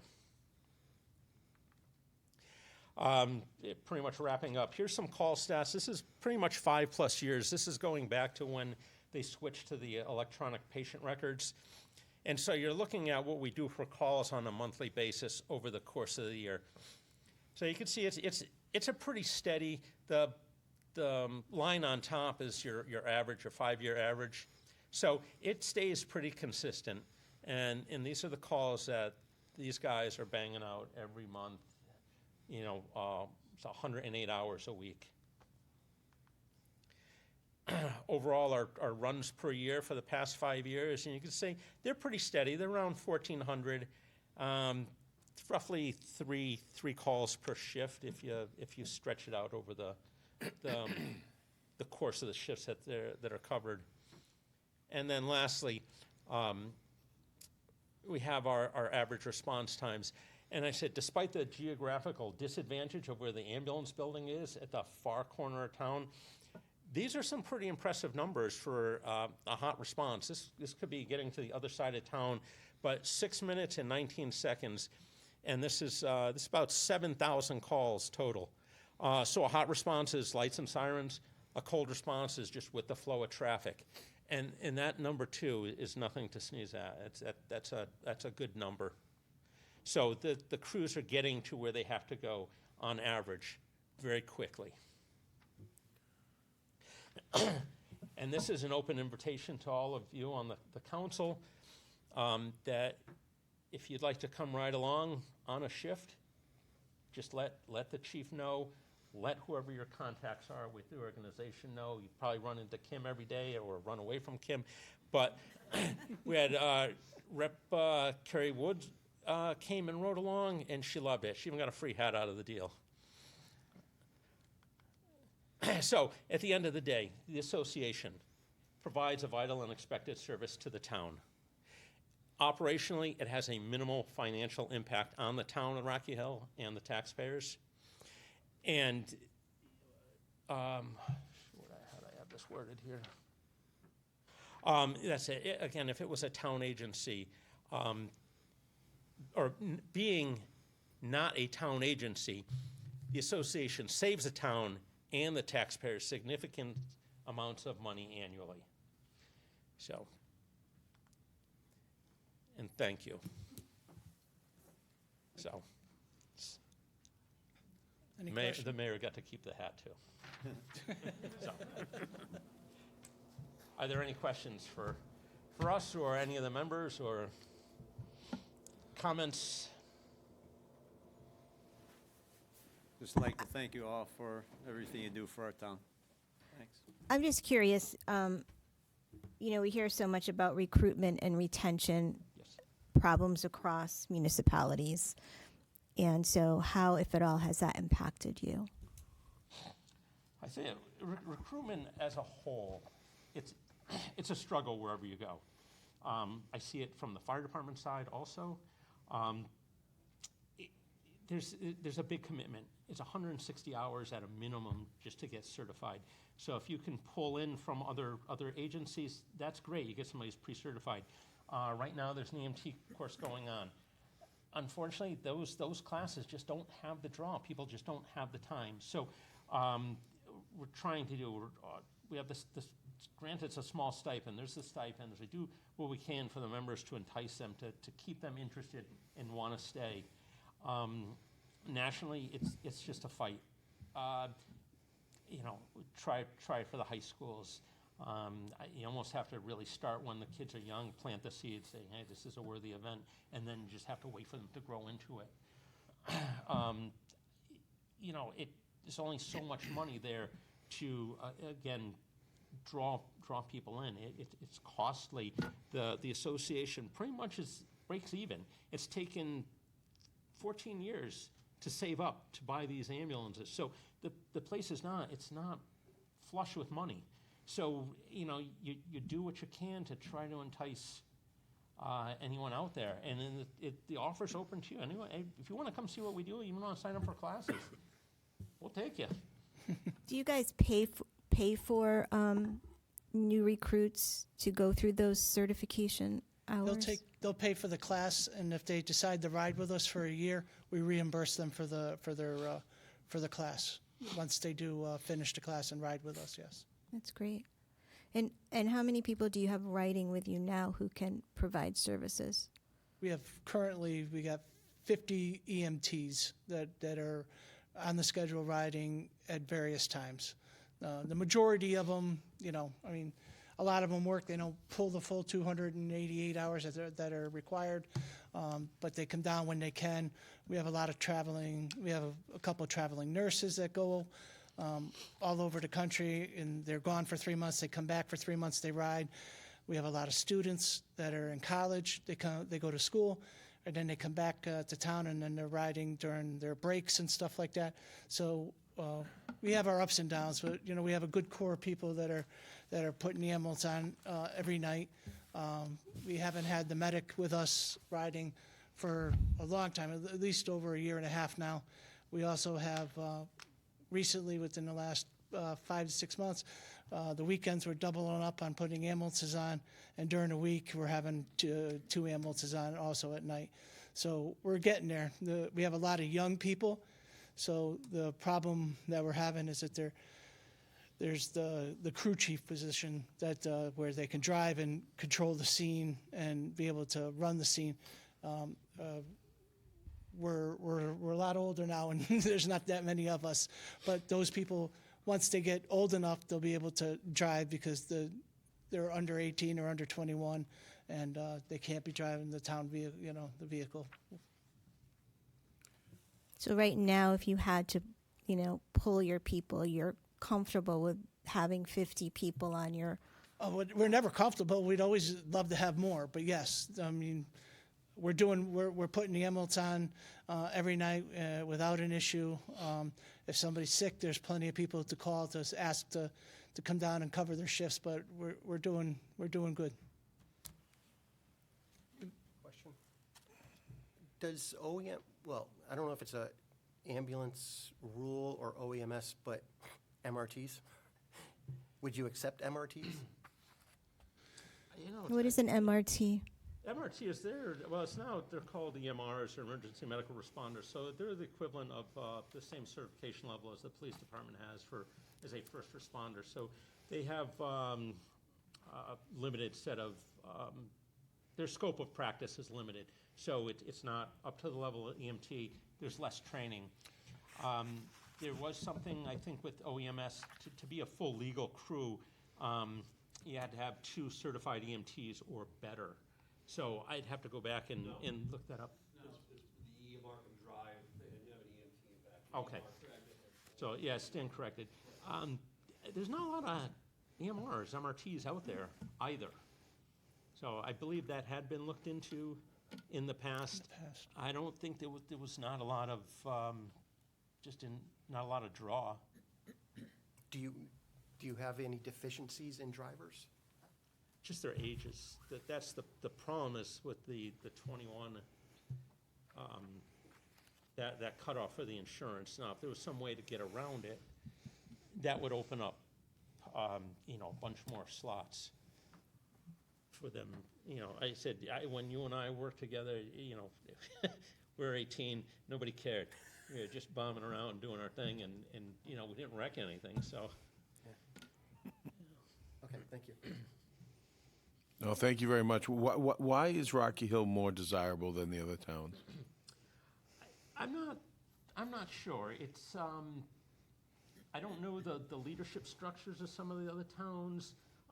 Sometimes it's just you feel more comfortable. The level of training is a lot higher than another. And you hear that. We can't. If you're going to speak, you need to come up to the microphone because folks at home can't hear you, and we have to get it into the record. But yeah, there's a bunch of reasons. So when I first joined, it was more of a social thing. With friends I met, and we just had a good time. It was fun, and you were able to draw. And I'd grown up in Hartford, so I was not. I knew nothing of this until I met these guys and we came to town. So, it felt comfortable, and we had fun. Hi, Mike Turcott, member since 2018. On the training side of things, you even hear from outside organizations. I got my EMT cert outside of Rocky Hill, and I was actually drawn into Rocky Hill because of the training potential, because of the resources that they have, the state-of-the-art equipment, excuse me. We were one of the first through Hartford Hospital to pull out the Lucases and get those on our trucks and get them in service.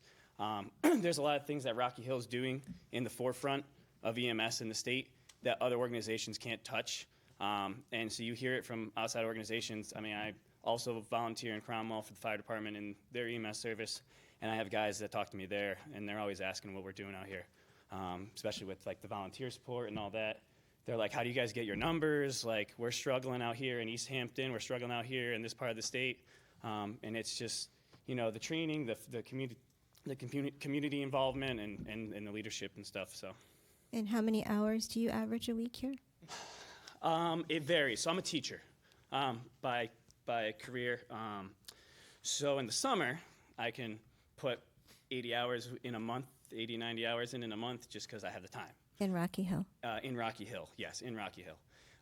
And then during the school year, I'm putting in about 48 hours a month on average. I do a 24 on a Saturday, and I do every Sunday night into Monday morning, midnight to 6. I also will pick up on those sick call-outs and stuff if I can. I have a 2-year-old at home, so it's getting a little tougher, but I'm still here for at minimum 48 a month. So. Well, thank you for your service. Wow, thank you. Problem.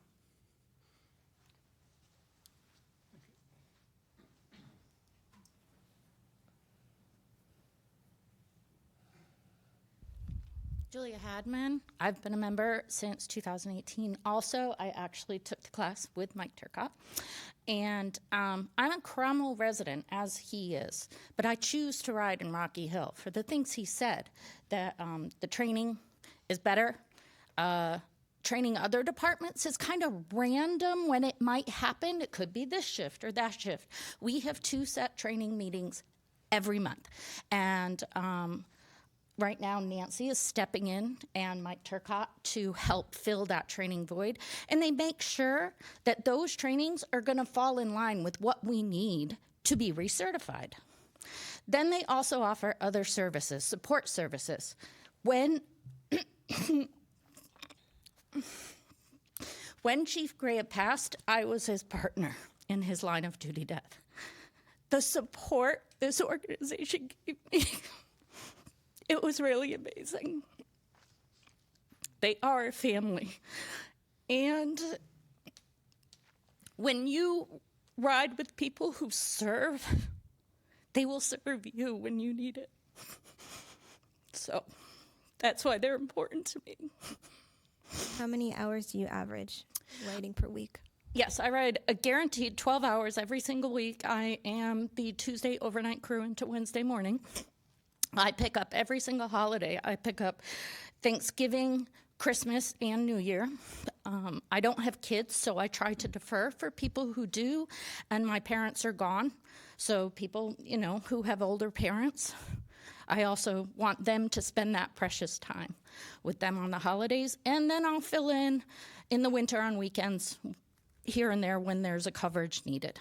So I think I did last year just over 500 hours, and I'm a dental hygienist. My office was closed for 5 weeks during COVID, and during those 5 weeks, I rode from 32 to 80 hours a week.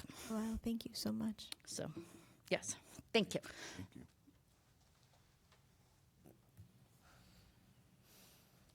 I just want to thank you all for your service to the community. Thank you. Thank you for having us tonight. You're welcome. Thanks for coming out. Thank you. Thank you. And thank you all. Okay, we're going to move into executive session.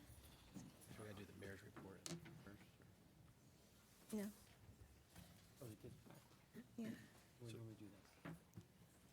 Would you like a motion to go to executive session? Yeah, I'll make a motion to go to executive session pursuant to Connecticut General Statute Section 1-202 to discuss strategy and negotiations with respect to collective bargaining, RE Local 1303-112 of Council 4, Ask Me AFL-CIO, with the town manager, director of human resources and legal compliance, and director of finance and operations. Second. All in favor? Aye. Aye. Aye.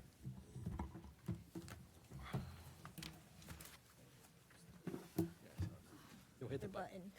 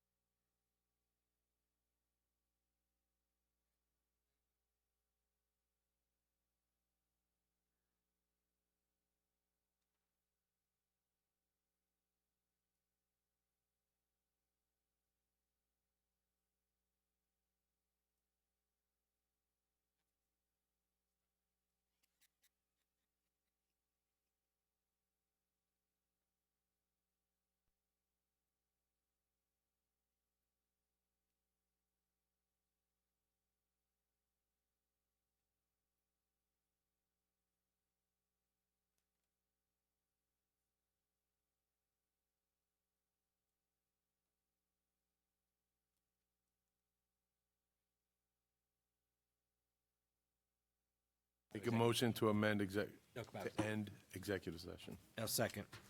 All in favor? Aye.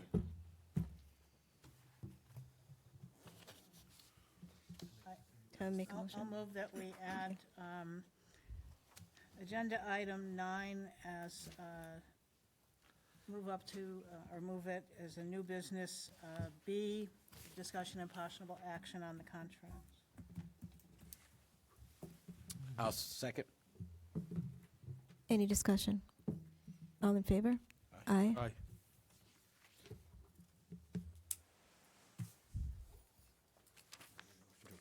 Lower?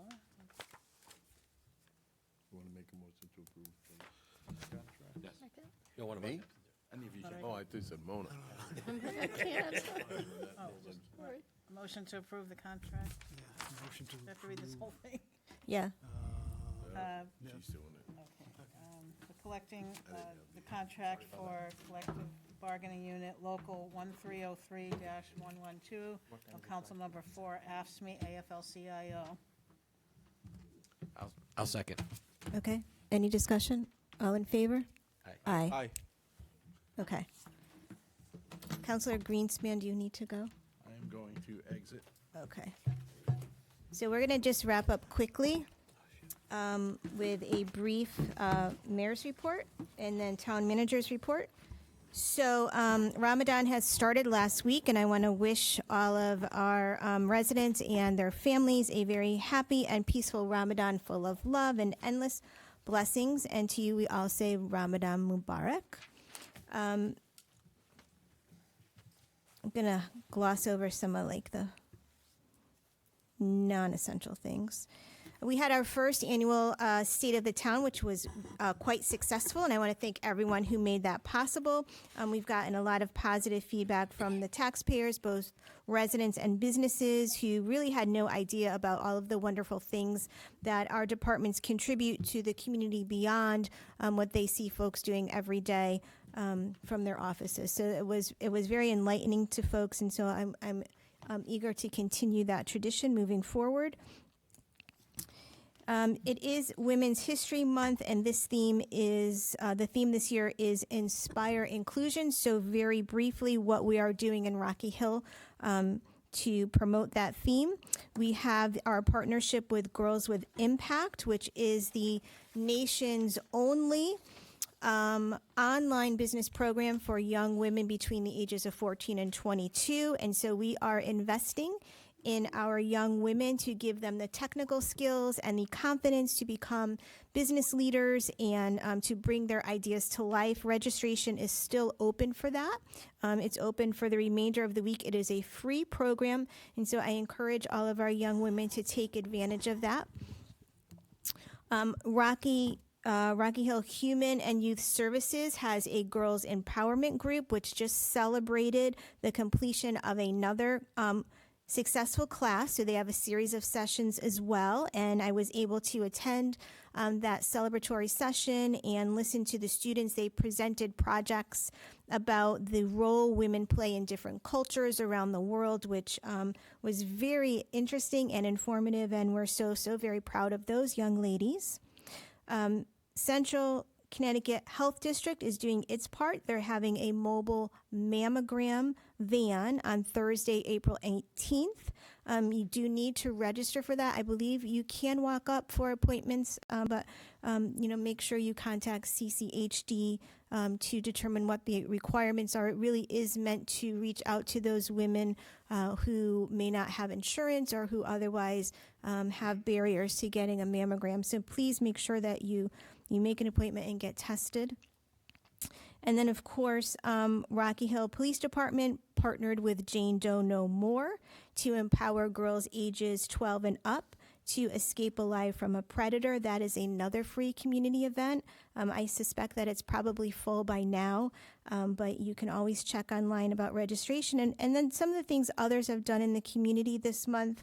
I want to thank the India Association of Central Connecticut. Yesterday, they held this super fun and inspiring afternoon called Women Empowerment Event. And it was this afternoon of laughing and sharing and dancing and learning all about growth mindset and resilience for women. and it was a great time. We did recognize Board of Ed Chairman Brian Dillon for his exemplary service to our schools and his exceptional leadership at our last Board of Education meeting. So thank you, Brian, for all of what you have done for the town, especially your leadership through COVID.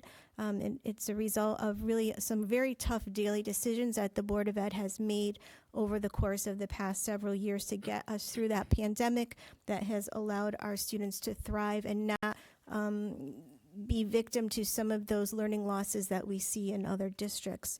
Another thing that we did at the Board of Ed meeting, we had a celebration because the high school received the National Unified Champion banner for its extraordinary work in unified sports. And it was a great night because the president, CEO Mike Mason of Special Olympics CT actually attended, and he presented the banner to some of our student athletes as well as those who are participating.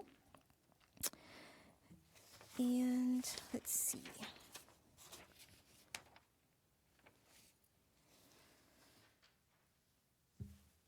Today, I met with the mayor of Newington and Weathersfield and the CCHD. We met at the CCHD offices to get introduced to both the commissioner and the deputy commissioner of the Department of Public Health.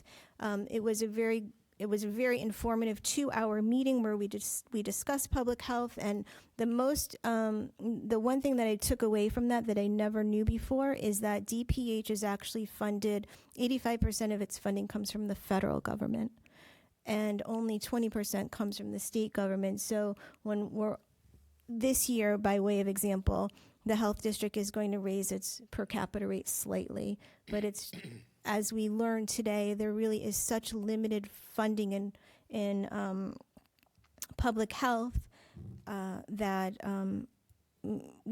they work on a shoestring budget sometimes, like we do, and it isn't until there's some type of crisis, like a pandemic, where we recognize the importance of public health. And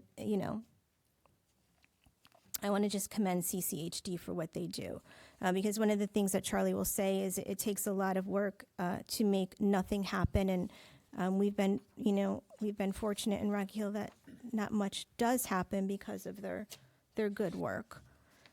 And then finally, I want to share with you that I probably mentioned that every week or so, President Biden started this new thing during COVID, or like right after, as COVID was unwinding, the Intergovernmental Affairs Weekly Call.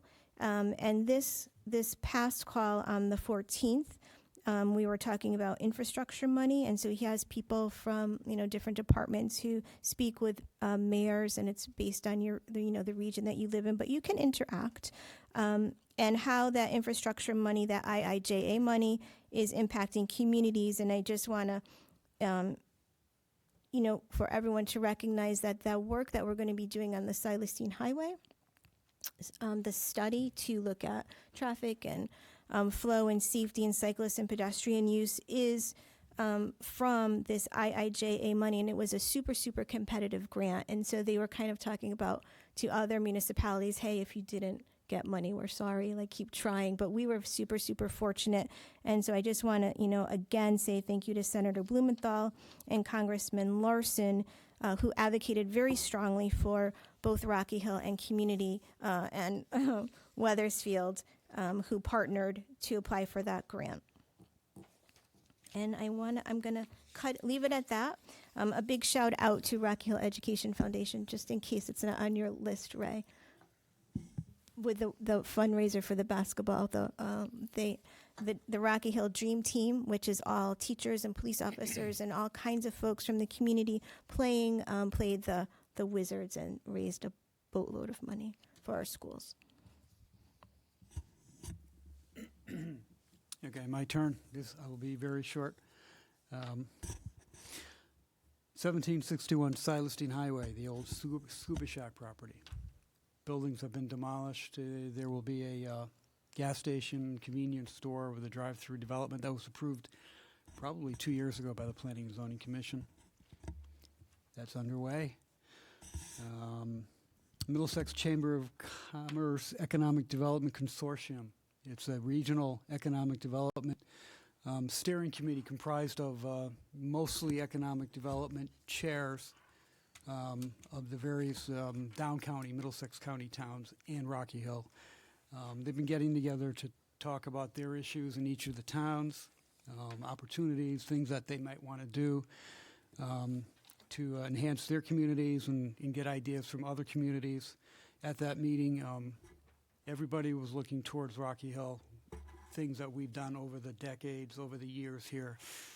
They just, they think we are really on the cutting edge of doing things economically. So they're looking towards us, and they love the community center. They couldn't believe the architectural beauty of what they were sitting in. Last Tuesday night was the first night of the new Rocky Hill Economic Development Commission meeting. Members discussed a draft work plan that I had passed out to them that we had used over the years that I've been here, just as an initial discussion point. Bringing back a visitation program that we had started a few years ago and that has gone dormant, looking at guest speakers, looking at educational opportunities, and updating a business directory. Those are some of the issues that was discussed at that meeting, and hopefully they will work on implementing some of those ideas and activities. The Fair Rent Commission received FOIA training, as well as training on the Commission's roles and duties from Director of Human Resources, Legal Compliance and Risk Management. That would be Dana McGee. Again, they were a fairly new commission also, fairly new commission members, so that went well. The next meet the department will be April 1st with the highway garage, sanitation, and also the fire marshal office. I think it was last Friday, I experienced the reading to the daycare center of Dr. Seuss's I Can Read With My Eyes Closed. I survived. Haven't done that in a very long time. Let's see. Walk This May. Again, Rita has resurrected along with the Central Connecticut Health District, the four-town walking competition with Berlin, Newington, Weathersfield, and Rocky Hill. That will begin May 1st through May 31st, and you can contact ccthd.org for information. And one more note, I will not be here for the next town council meeting, April 1st. I may be able to zoom in from Melbourne, Australia for an executive session that you may be having to sit in on. So that will be about 10 o'clock in the morning for me. So it shouldn't be too bad. I think I can handle that. We'll make sure we have one. Yeah, right. Yeah, thank you. That's it. And do you have any dates on the budget workshops? Any tentative dates? Yeah, I thought we had handed Yeah, one I out. thought we had handed that. I can schedule email out. it again. We'll get it out to you again. I thought that was in a package last month. Yeah, 2 one months had ago? to be Yeah. fixed because of It was, Passover, I think. I don't know Right. if the Yeah, we had updated to make the version one got change. around. So we'll get it out to you. We email it to you. Okay, great. Thank you. And relatedly, do we have an anticipated release date for the town manager's budget? Yeah, what would that be? March? I think 29th. Yeah, next week. Next No, Friday? The following week, right. Yeah. So when you go to Australia? Gets the budget leads for Did you Australia. time that way? I'll be chasing wallabies. So, just for clarification, the budget workshops are going to be after the spring break, generally, right? After the 15th, Yes. in the week of the Yeah. 15th. Yeah. Yes. Is that a Tuesday, Thursday thing, or how are we For setting the this? most part, it's a Tuesday, Thursday. Okay. Was there a All right. Wednesday in there? We might have squeezed We one might in. have squeezed a Wednesday in there, too. All right. Great. Thank you. We'll get that out to you tomorrow. We can do that tomorrow. Sure. Motion to adjourn. Second. All in favor? Aye. Okay, good night and thank you.